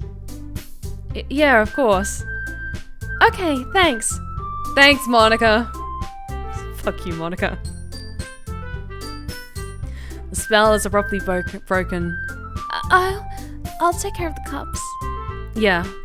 Yuri picks up the teacups from the floor. I pick up the bag of chocolates. In the end, we hastily clean up without so much as a word between us. I get the feeling this is something neither of us will have the courage to bring up. Okay, before we proceed, I'm just gonna save quickly. Yes. There we go.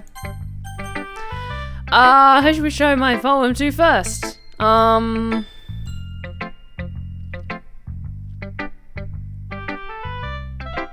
We went with Monica first, and we just had a scene with Yuri.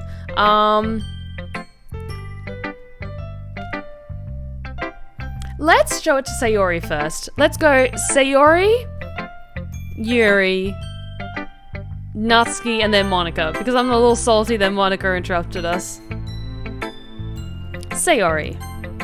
We'll go in the order from top to bottom. Oh, I like this one, Stefan. It has some nice feelings in it. Oh, I'm glad. Does that mean it's better than yesterday's? Let me think. I don't know. I guess I like them both. That's not very helpful, you know. Well, I'm not very good at figuring out if poems are good or bad. But that's why I just go by my heart. If it makes me feel things, then it must be a good poem. I'm not sure that's exactly how it works. Then again, I guess conveying feelings is a pretty important part of this whole thing. Yeah, maybe. Honestly, I don't even know what kind of writing you like in the first place. Excuse me. Yeah, me neither. Ugh. Why don't you at least try giving it some thought? Oh, you want to write something for me? That's so sweet. Yeah, right. But you're always thinking about other people. You need to think about yourself once in a while. If you don't, you might end up getting hurt at some point. Well, I don't really know what you mean, but I'll try to keep it in mind. Well, whatever. Anyway, let's see. I guess I like happy poems. Wait, sometimes I like sad poems too. Sometimes a little of both. There's a word for that, right? What's the word I'm looking for? Bittersweet. Yeah. I like things that are happy and things that are sad. Happy and sad? I can't see you liking something sad, Sayori. Well, I like happy the most. But sometimes when you have a little rain cloud in your head, a sad poem can help give the rain cloud a little hug.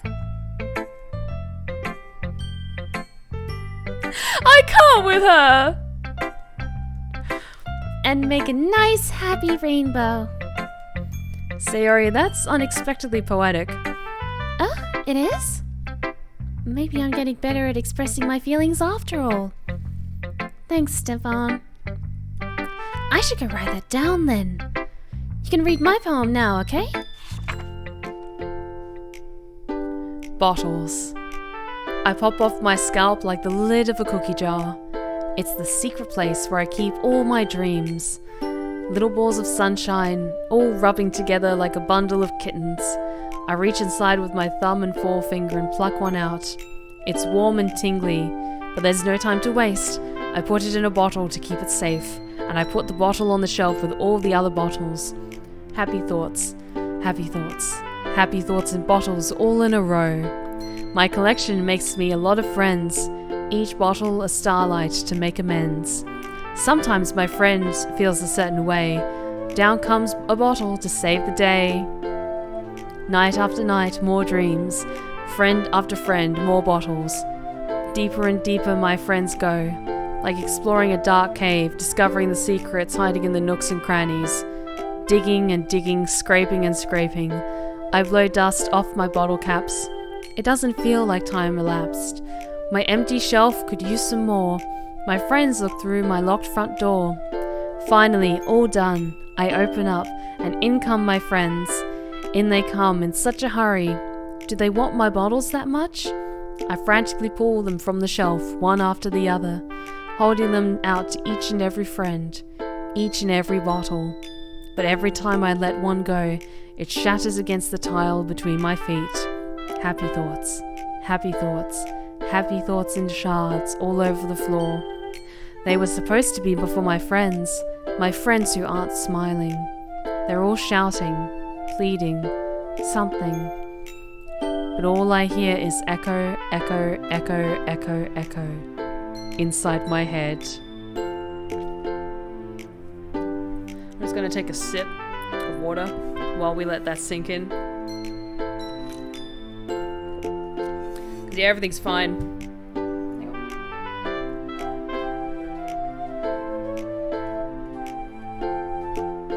Yeah, I'm getting a little bit of a slightly melancholy subtext from that one.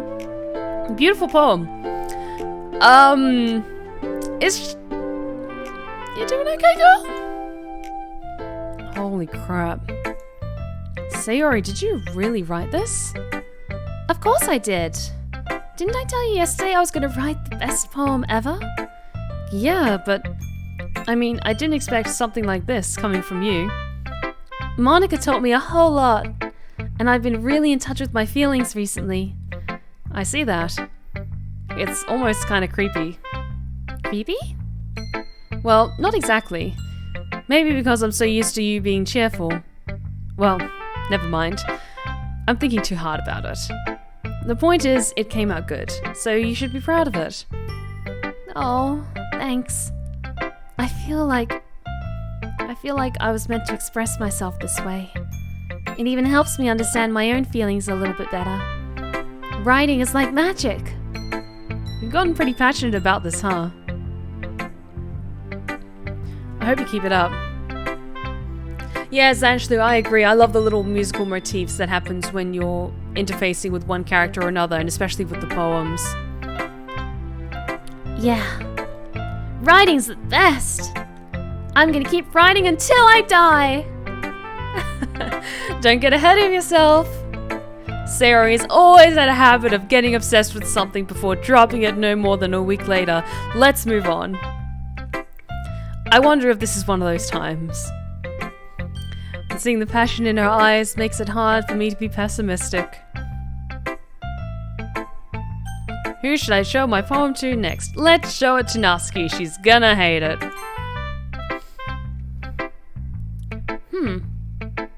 I liked your last one better. Really? Well, yeah, I can tell you were a little more daring with this one. Oh no, Samuel, It's all good. I have a very morbid sense of humor. So yeah, I will be okay. But you guys, my lovely lost tales who are watching this, if at any point later down the line you need to step away from my stream from this game, it's all good. There's no need to apologize. Just always take care of yourself first and foremost, okay? Yeah, well, I could tell you were a little more daring with this one. That you're really not good enough for that yet. It fell flat. That may be true, but I just wanted to try something different. I'm still figuring this all out. I mean, I always like poems that aren't trying too hard. I hate when people try to sound fancy and add more meaning just by using annoying and complicated language. Just make it simple, cute, and to the point. Yuri's head over heels for all this cryptic nonsense, but I see right through that BS. Ha! Making your reader look so hard for all this deep meaning is just an excuse to have no meaning at all. I guess that's one way to look at it. Well, everyone has their own opinion. But my opinion is the best opinion. I'm sure you figured that out already. Oh. Anyway, here's my poem. Maybe you'll learn something. Amy likes spiders. Because I'm Australian, I'm just like, no. No, we do not. Amy likes spiders. You know what I heard about Amy? Amy likes spiders. Icky, wriggly, hairy, ugly spiders. That's why I'm not friends with her. Amy has a cute singing voice. I heard her singing my favorite love song. Every time she sang the chorus, my heart would pound to the rhythm of the words. But she likes spiders. That's why I'm not friends with her. One time, I hurt my leg really bad. Amy helped me up and took me to the nurse. I tried not to let her touch me. She likes spiders, so her hands are probably gross. That's why I'm not friends with her. Amy has a lot of friends. I always see her talking to people. She probably talks about spiders. What if her friends start to like spiders too? That's why I'm not friends with her. It doesn't matter if she has other hobbies. It doesn't matter if she keeps it private. It doesn't matter if it doesn't hurt anyone. It's gross. She's gross. The world is better off without spider lovers. And I'm gonna tell everyone.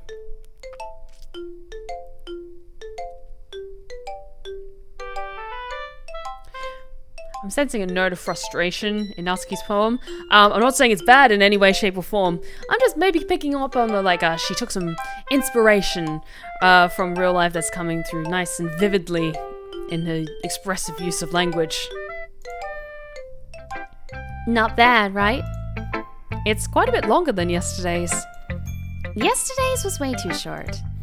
I was just warming up. I hope you didn't think that was the best I could do. No, of course not. Anyway, the message is pretty straightforward in this poem. I doubt I have to explain it. Sometimes you'd explain complicated issues with much simpler analogies, and it helps people realize how stupid they're being. Like, anyone would agree that the subject of this poem is an ignorant jerk. Do you know people like that? Of course. It's about how everyone thinks That doesn't matter. It could be about anything. I wrote it to be easy to relate to. Everyone has some kind of weird hobby or guilty pleasure. Something that you're afraid if people find out they'll make fun of you or think less of you. Well, that just makes people stupid. Natsuki has some gremlin energy. Crimes. Goblin crimes. Yeah, I'm trying to do a little bit of that in her voice, just like that. As well as like the tsundere. Parke. Just keep that a little bit of that goblin energy. Who cares what someone likes, as long as they're not hurting anyone and it makes them happy. I think people really need to learn to respect others for liking weird things. Well, you're definitely right. At least I can relate to that. And I'm sure lots of other people can too. It's what I do best, after all. I don't like writing unless there's a good message to take away from it. Like, conveying emotions is important, but I want to make people think, not just feel. Remember that. I'm gonna write a good one for tomorrow too, so look forward to it. Who should I show my poem to next? Show it to Yuri. She's gonna love it. Let's see what you've written for today. Oh, she likes it. Yuri stares at the poem with a surprised expression on her face. Do you like it? Stefan, this one might be even better than yesterday's. How did you even pick up on this so quickly? Just yesterday, I was telling you the kinds of techniques worth practicing. Maybe that's why you did such a good job explaining. I really wanted to try giving it more imagery. Yuri visibly swallows. Even her hands appear sweaty. I'm not used to this. Used to what? I don't know. It's fine, take your time. Yuri breathes and collects her thoughts. I know that Yuri likes to think before she speaks, so I offer that patience to her. Yeah. Just being appreciated like this, I guess. It probably sounds really stupid, but seeing someone motivated by my writing, it just makes me really happy. Are you saying you've never shared your writing before? Yuri nods. Really? I don't believe it. I really only write for myself. And besides, people would just laugh at me. Do you really think that? Again, Yuri nods. Huh. Even your close friends? Yuri doesn't respond to that. Buget's been awesome, like, Doki Doki cosplays are awesome. Also, welcome back to the Blue Rose Respite. Glad you could join us. I wonder why. Anyway, do you want to share the poem you wrote today? Yeah, I do. Buggy Eats Beans, thank you so much for the follow, and thank you for joining us tonight. And you are now one of my lovely lost tales, and you are welcome back at the Blue Rose Respite anytime. Take a seat, enjoy yourself. I'm sure the chat will make you feel more than welcome. If it's with you. The raccoon. It happened in the dead of night while I was slicing bread for a guilty snack. My attention was caught by the scuttling of a raccoon outside my window. That was, I believe, the first time I noticed my strange tendencies as an unordinary human. I gave the raccoon a piece of bread, my subconscious well aware of the consequences, well aware that a raccoon that is fed will always come back for more. Also, hi, Sweet Lemon D, thank you so much for joining us. I believe you're new here. If you are, take a seat, enjoy yourself, feel free to stay as long as you like, and yeah, hope you guys have a good time. I gave the raccoon a piece of bread, my subconscious well aware of the consequences, well aware that a raccoon that is fed will always come back for more. The enticing beauty of my cutting knife was the symptom, the bread, my hungry curiosity, the raccoon, an urge. The moon increments its phase and reflects that much more light off my cutting knife. The very same light that glistens in the eyes of my raccoon friend. I slice the bread, fresh and soft. The raccoon becomes excited. Or perhaps I'm merely projecting my emotions onto the newly satisfied animal. The raccoon has taken to following me. You could say that we've gotten quite used to each other. The raccoon becomes hungry more and more frequently, so my bread is always handy. Every time I brandish my cutting knife, the raccoon shows me its excitement. A rush of blood, classic Pavlovian conditioning. I slice the bread, and I feed myself again.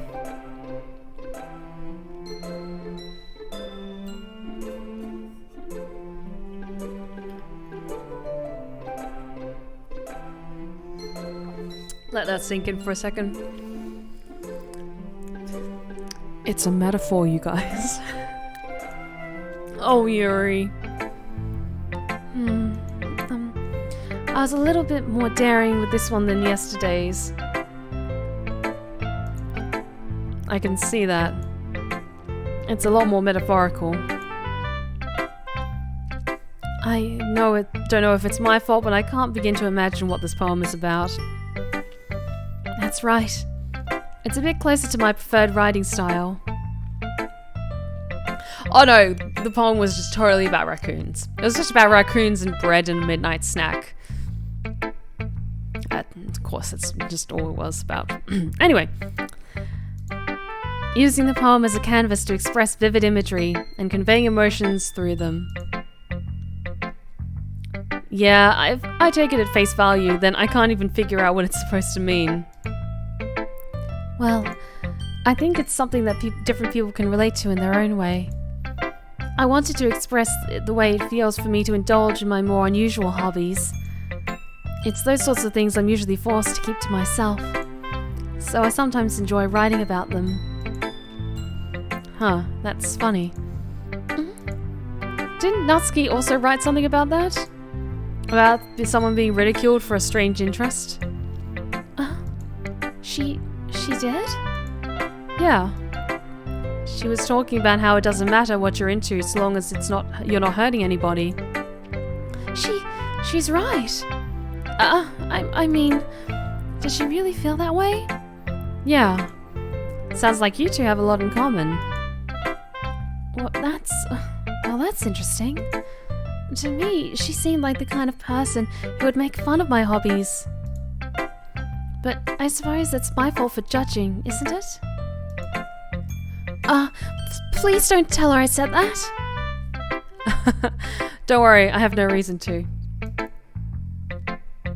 Okay, I'm seeing the conversation that's happening in chat. Raccoons are siege, possums are those corn worshippers. I would say that foxes are Slaneshi worshippers because they scream when they're trying to attract a mate. But that's just me. That's my 2 cents into that conversation. Okay. Oh, well, thank you for sharing with me. After all, if I hadn't learned to embrace my own weirdness, I would probably hate myself. Okay.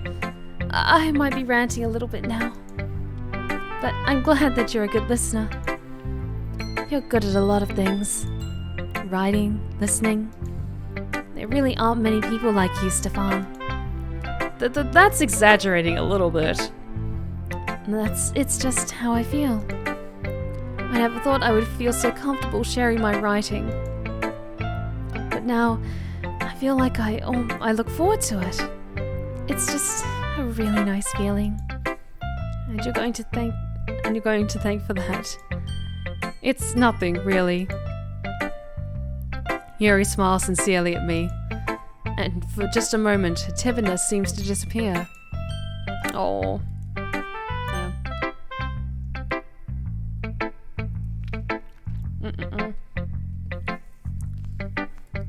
Okay, we've just got one more person that we've got to read our poem to. Who should I show my poem to next? Hi again, Stefan. How's the writing going? Alright, I guess. I'll take that. As long as it's not going bad. I'm happy that you're applying yourself. Maybe you'll come up with a masterpiece. I wouldn't count on that. Oh, thank you for the hydrates check, Kimmy-kun. I actually was really needing one. Thank you. I wouldn't count on that. You never know. Want to share what you wrote for today? Sure, here you go. I give my poem to Monica. Alright. This one's good. It feels like you're not only getting more comfortable with your style, but the imagery is better than the last one I read. Just wondering, have you been finding inspiration in Yuri's writing style? I guess so. You can't deny that she's talented. Yeah, totally. I think her poems are the most romantic. That's the best way to describe it. She's like a totally different person when she picks up a pen. I noticed that too.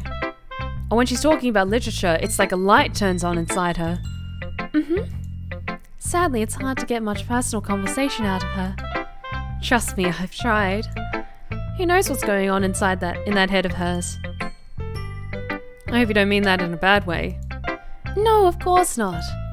I just meant that I wish she didn't keep so much to herself. Oh, Vagislurg, thank you so much for the hydrate check as well.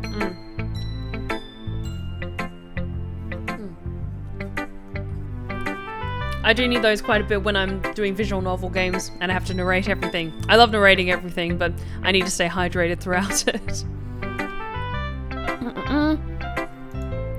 But still, defending her like that. Ooh. Thank you for the stretch check, Steel Monkey. Oh, you probably had that snap, crackle, and pop. That was my elbows. Because I'm like in this kind of seated position the whole game, so I appreciate the checks to make sure I stretch out every once in a while. You must be pretty into her. You're completely misunderstood. Calm down, I'm kidding. Besides, I'm pretty sure she's already got a boyfriend. Wait, really? Yeah, a fictional one anyway. Oh, okay. So she just has what I have, which is a full list of love interests from fictional media. That's fine. Yeah, that's fine. It's fine. Again, understanding like Yuri on a spiritual level. Monica kind of whispers that last part to me. It's just a hunch, but... Well, there's nothing really wrong with that. Oh, well, I know. I was just saying... But anyway... You want to read my poem now? I like the way this one turned out, so I hope you do too. Alright, let's take a look. Save me. The colours, they won't stop. Bright, beautiful colours. Flashing, expanding, piercing. Red, green, blue. An endless cacophony of meaningless noise. The noise that won't stop. Violent, grating waveforms. Squeaking, screeching, piercing. Sine, cosine, tangent. Like playing a chalkboard on a turntable. Like playing a vinyl on a pizza crust. An endless poem of meaningless. Load me.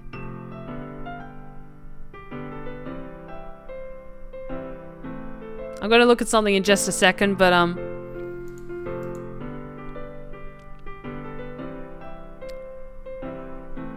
okay, I'm actually gonna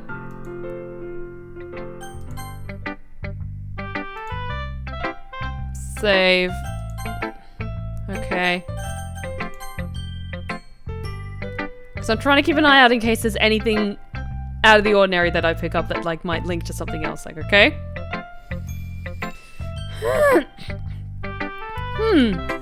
It's even more abstract than your last one, huh? I guess it's just the way I write. I'm sorry if you don't like it. No, I never said that. It's just the kind of thing I've never really seen before, I guess. I kind of like playing with my space on the paper. Choosing where and how to space your words can totally change the mood of the poem. It's almost like magic. The way I wrote the lines really short makes you feel like they're trying to speak over the noise. I see. It's still hard for me to tell what it's about, though. Sometimes asking what a poem is about isn't the right question. A poem can be as abstract as a physical expression of a feeling, or a conversation with the reader. So putting it in that way, not every poem is about something. Yes, thank you for the clarification, Regen. Like a list of fictional love interests of just like collection of husbandos. Oh, thank you so much for joining us tonight, Bree. Have an awesome week ahead and take care, okay?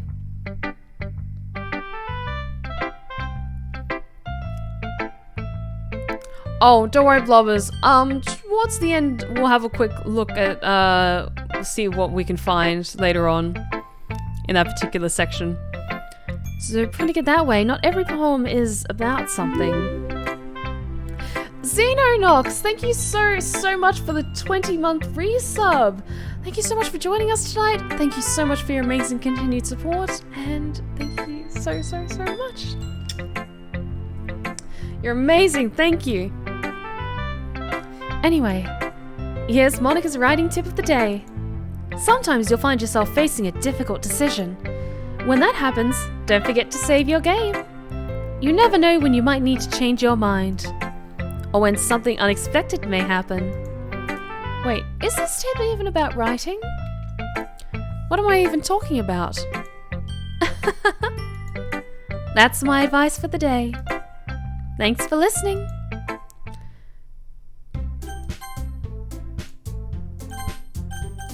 I totally did that of my own volition, not because Monica told me to. Okay. Okay, everyone. We're all done reading each other's poems, right? I have something extra planned today, so if everyone could come sit in the front of the room. Is this about the festival? Well, sort of. Oh, do we really have to do something for the festival?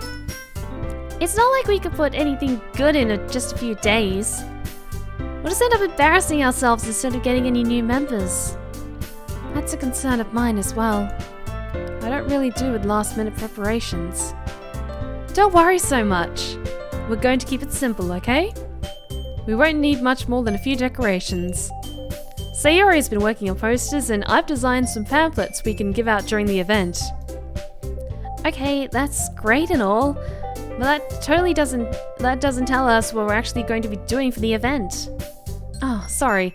I thought you heard about it already. We're going to be performing. Performing?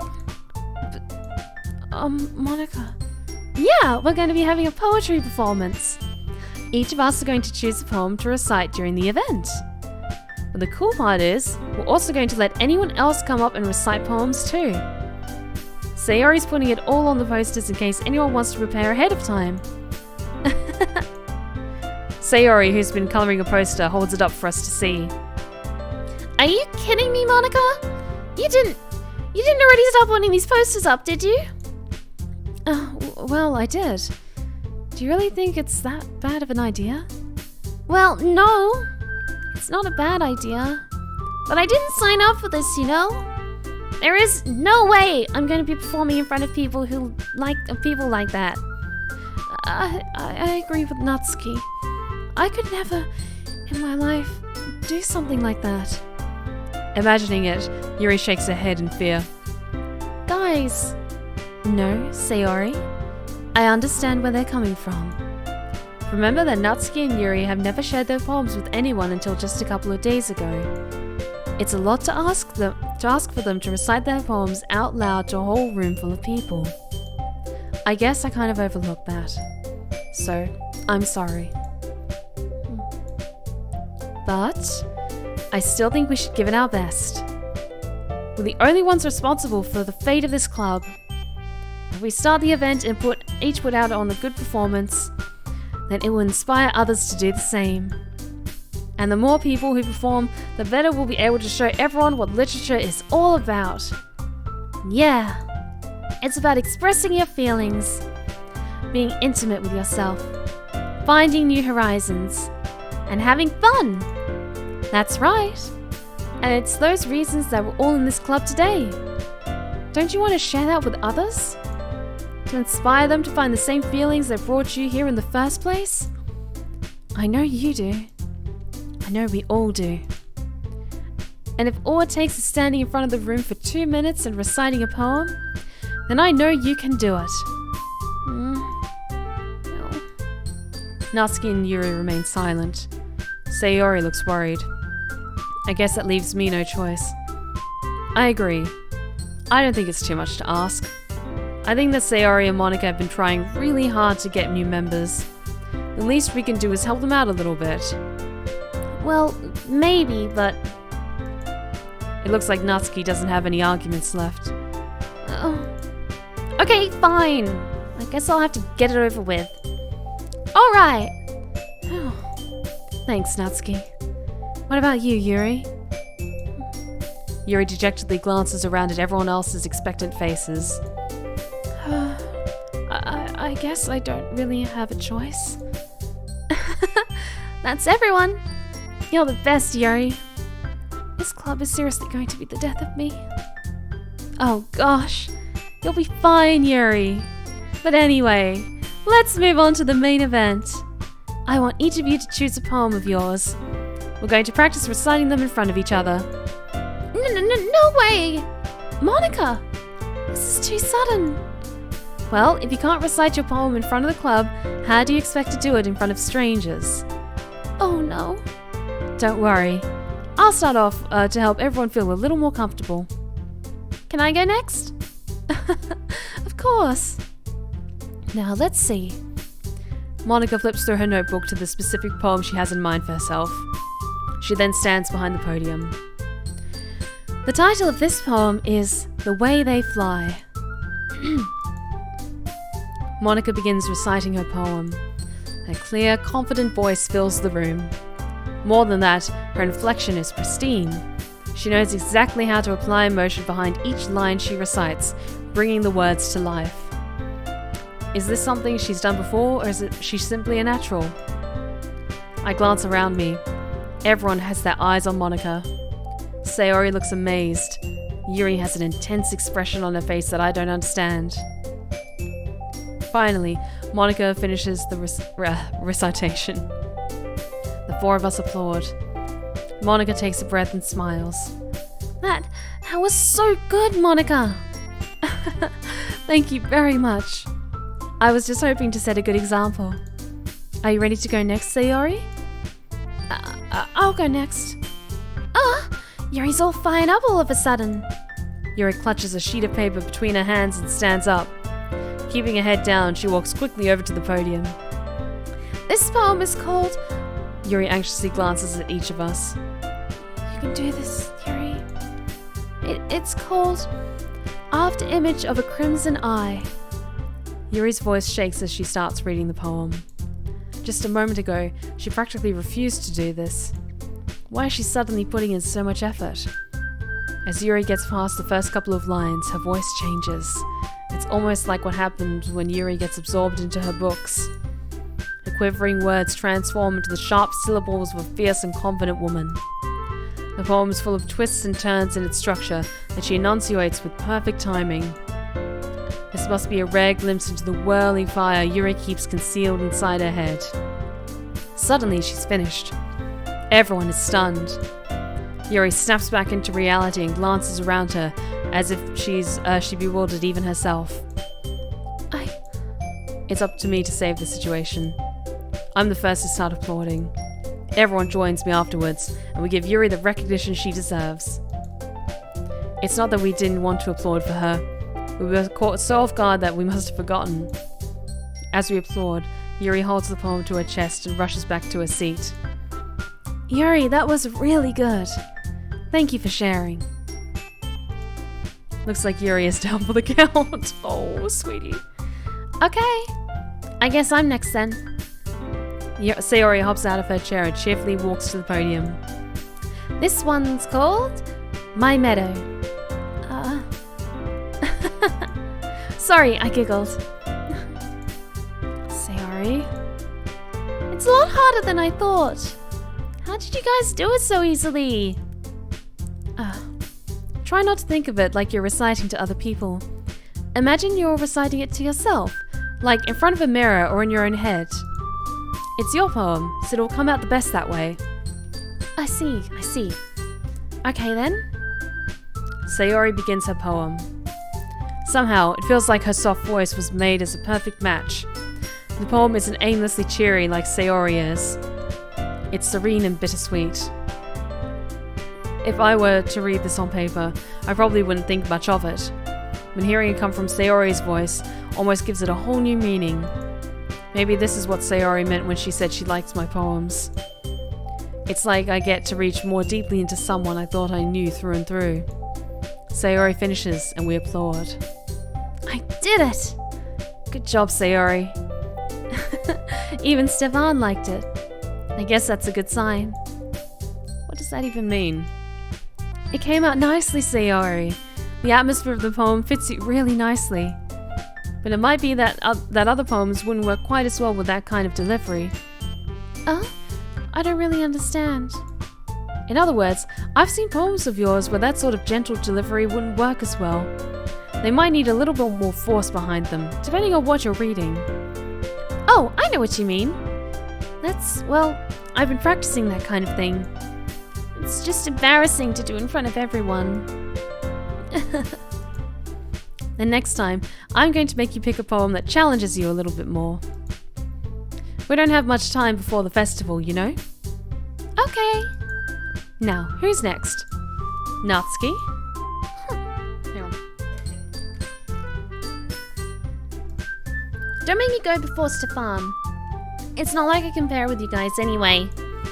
Might as well let Stefan lower everyone's standards a little bit before I have to do it. Jacob Metal Daxon, thank you so much for the follow. Welcome to the Blue Rose Respite, and thank you for following. You are now one of my lovely Lost Tales, and you are welcome back to the Blue Rose Respite anytime. Thanks so much for joining us. Might as well let Stefan lower everyone's standards a little before I have to do it. Natsuki. It's fine, it's fine. I might as well get it over with. But it's not like I have much of a selection of what to read. I'll just have to go with what I wrote for today. I stand up and step in front of the podium. Everyone has their eyes on me, making me feel terribly awkward. Oh, I'm definitely getting flashbacks to my university of my creative writing classrooms and workshops. Oh god. I recite my poem. Since I'm not exactly confident in my own writing, it's hard to put energy into it. Despite that, once I finish, I receive applause anyway. Sorry, I'm not really as good as everyone else. Don't worry about it so much. I think it's less about your abilities and more about your lack of confidence in your writing. That's something that'll improve over time, though. Yeah, maybe. Alright then. That just leaves you, Natsuki. Yeah. I'm going. Natsuki begrudgingly gets out of her seat and makes her way to the podium. This poem is called... It's called... Why are you all looking at me? Because you're presenting. Anyway, the poem is called Jump. Natsuki takes a breath. Once she starts reciting the poem, her sour attitude just disappears a little. While she's still a little unenthused, her poem has a rhythm and rhyme to it. It's Natsuki's trademark style, and it works surprisingly well when spoken aloud. The words feel like they bounce up and down, as if giving life to the poem. Natsuki finishes and everyone applauds. She huffs back to her seat. That wasn't so bad, was it? Easy for you to say. You better not make me do that again. Oh, well, do you at least feel prepared enough to recite a poem in front of other people? I mean, doing it in front of other people will be way easier. I can put on whatever face I want for other people. But when it's just my friends... It's just embarrassing. That's a surprise, Natsuki.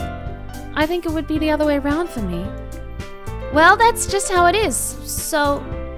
Well, I guess in that case, you won't have much to worry about for the festival. That said, I want to thank everyone for coming through. It might be hard, but I hope that you all have an idea of what it's like now. Make sure you pick a poem and get enough practice before the festival, okay? I'll be making pamphlets, so let me know ahead of time what you'll be reciting. Jeez. I should probably find some other poems to recite instead. That's fine too. It doesn't have to be your own. I'm already pleasantly surprised that you're putting in all this effort for the club. It makes me really happy. Yeah, no problem. Okay, everyone. I think that's about it for today. I know the festival is coming up, but let's try to write poems for tomorrow as well. It's been working out really nicely so far, so I'd like to continue that. As for the festival, we'll finish playing tomorrow and then we'll have the weekend to prepare. Monday's the big day. I can't wait. I can do this. I can do this. Alright. I stand up. There's no way I'll be able to find the same enthusiasm as Sayori and Monica, but I'll do my best to get through it. If it's for the sake of the club and impressing Monica, then I'll have to do my best. Ready to go, Sayori? Yep. Look at you two, always going home together like that. It's kind of adorable, isn't it? Jeez, guys. Don't make such a big deal out of it. It must be a little nice, though. Well, how am I supposed to respond to that? It's okay, Stefan. You don't have to say it. Whatever, let's go already. Okay, what I might actually do is, I'm gonna wrap it up here because we've been going for about 2.5 hours, and this feels like it's a good point to maybe wrap up. We've got a good number of days under our belt, so why don't we save this? Just quickly, I'll use, yeah. Okay. because I do just want to check something just quickly before we wrap up the stream entirely. So yeah, we've saved. I'm just going to double check that. Save. Okay, and then I'm going to be exiting Doki Doki, because this is something that's in the Plus version, in the new version that's just come out. So we have this as well. This is just like the general interface, so I just wanted to check things like the music, pictures, and side stories. We won't do any of the side stories here and now, but I just wanted to quickly check, just because I have a feeling we're going to be having to refer back to this later on. So let's go with music first. Okay, essentially listening to soundtrack, it's all good. I wonder if then it has the alternate versions of like the music that you hear when you read the poems.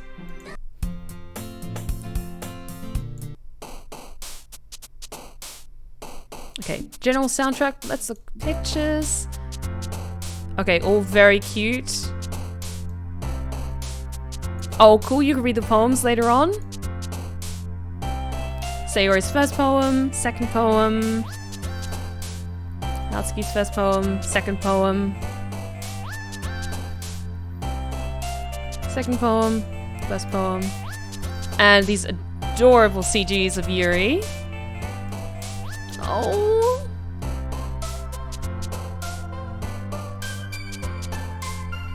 And of course the background CGs as well. Oh. Oh, these are so cute. You know what? Let's set this one. Let's set this one as... Yeah, now we've got a cute little desktop wallpaper. Okay, I think that was all the pictures. And of course we'll be finding more over time once we uncover more of the story.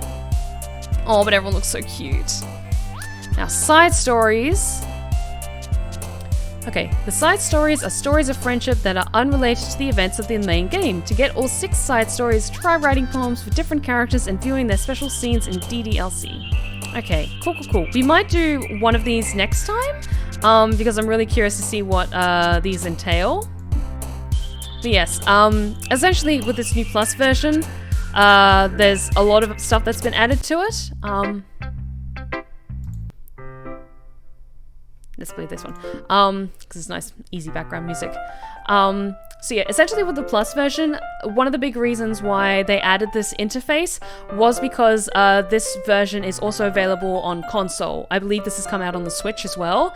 And for stuff that comes into play later, of course, you can't go into like file the way that you can on a PC. So they added this interface. I think it's very cute. It adds a new level to it, and then you can quickly look at like the pictures and listen to the music and all that good stuff. And oh, we also have mail, apparently. I'm curious to see how that's going to come into play later. Settings, just general settings. I just wanted to check if there was anything else we were missing out on, but I think that's good for now. But yes, let us wrap things up for this evening, and I want to thank you all so very much for joining me tonight. We had an amazing raid earlier this evening and a whole slew of new followers. If you're sticking around, you're still with us, thank you all so much for joining me tonight. A massive thank you as well to the Lube for the cheers. You can see the credits currently happening. All the amazing new followers that have joined us as well, and all of my amazing, lovely Lost Tales who have renewed their subscriptions. Or if you have been recently received received a subscription, because Scarlett on Friday very generously contributed 10 gifted subs to my community, be sure to join the Discord as well, because we have a lot of fun over there, and we have like share memes and chat and all that good stuff, and it's essentially like the VIP lounge of the Blue Rose Respite. But thank you all so very much for joining me tonight, and I cannot wait to see you all on Friday for my Friday Night Spy streams, where we will be continuing to play Resident Evil 7, and of course next Sunday we will be continuing Doki Doki Literature Club. So thank you all so very much for joining me. Do check out my socials that are currently in the chat as well, and do remember, take care of yourselves, take care of each other. Excuse me. Let me do that again. Take care of yourselves, take care of each other, and as always, stay wicked and wonderful. Good night, guys.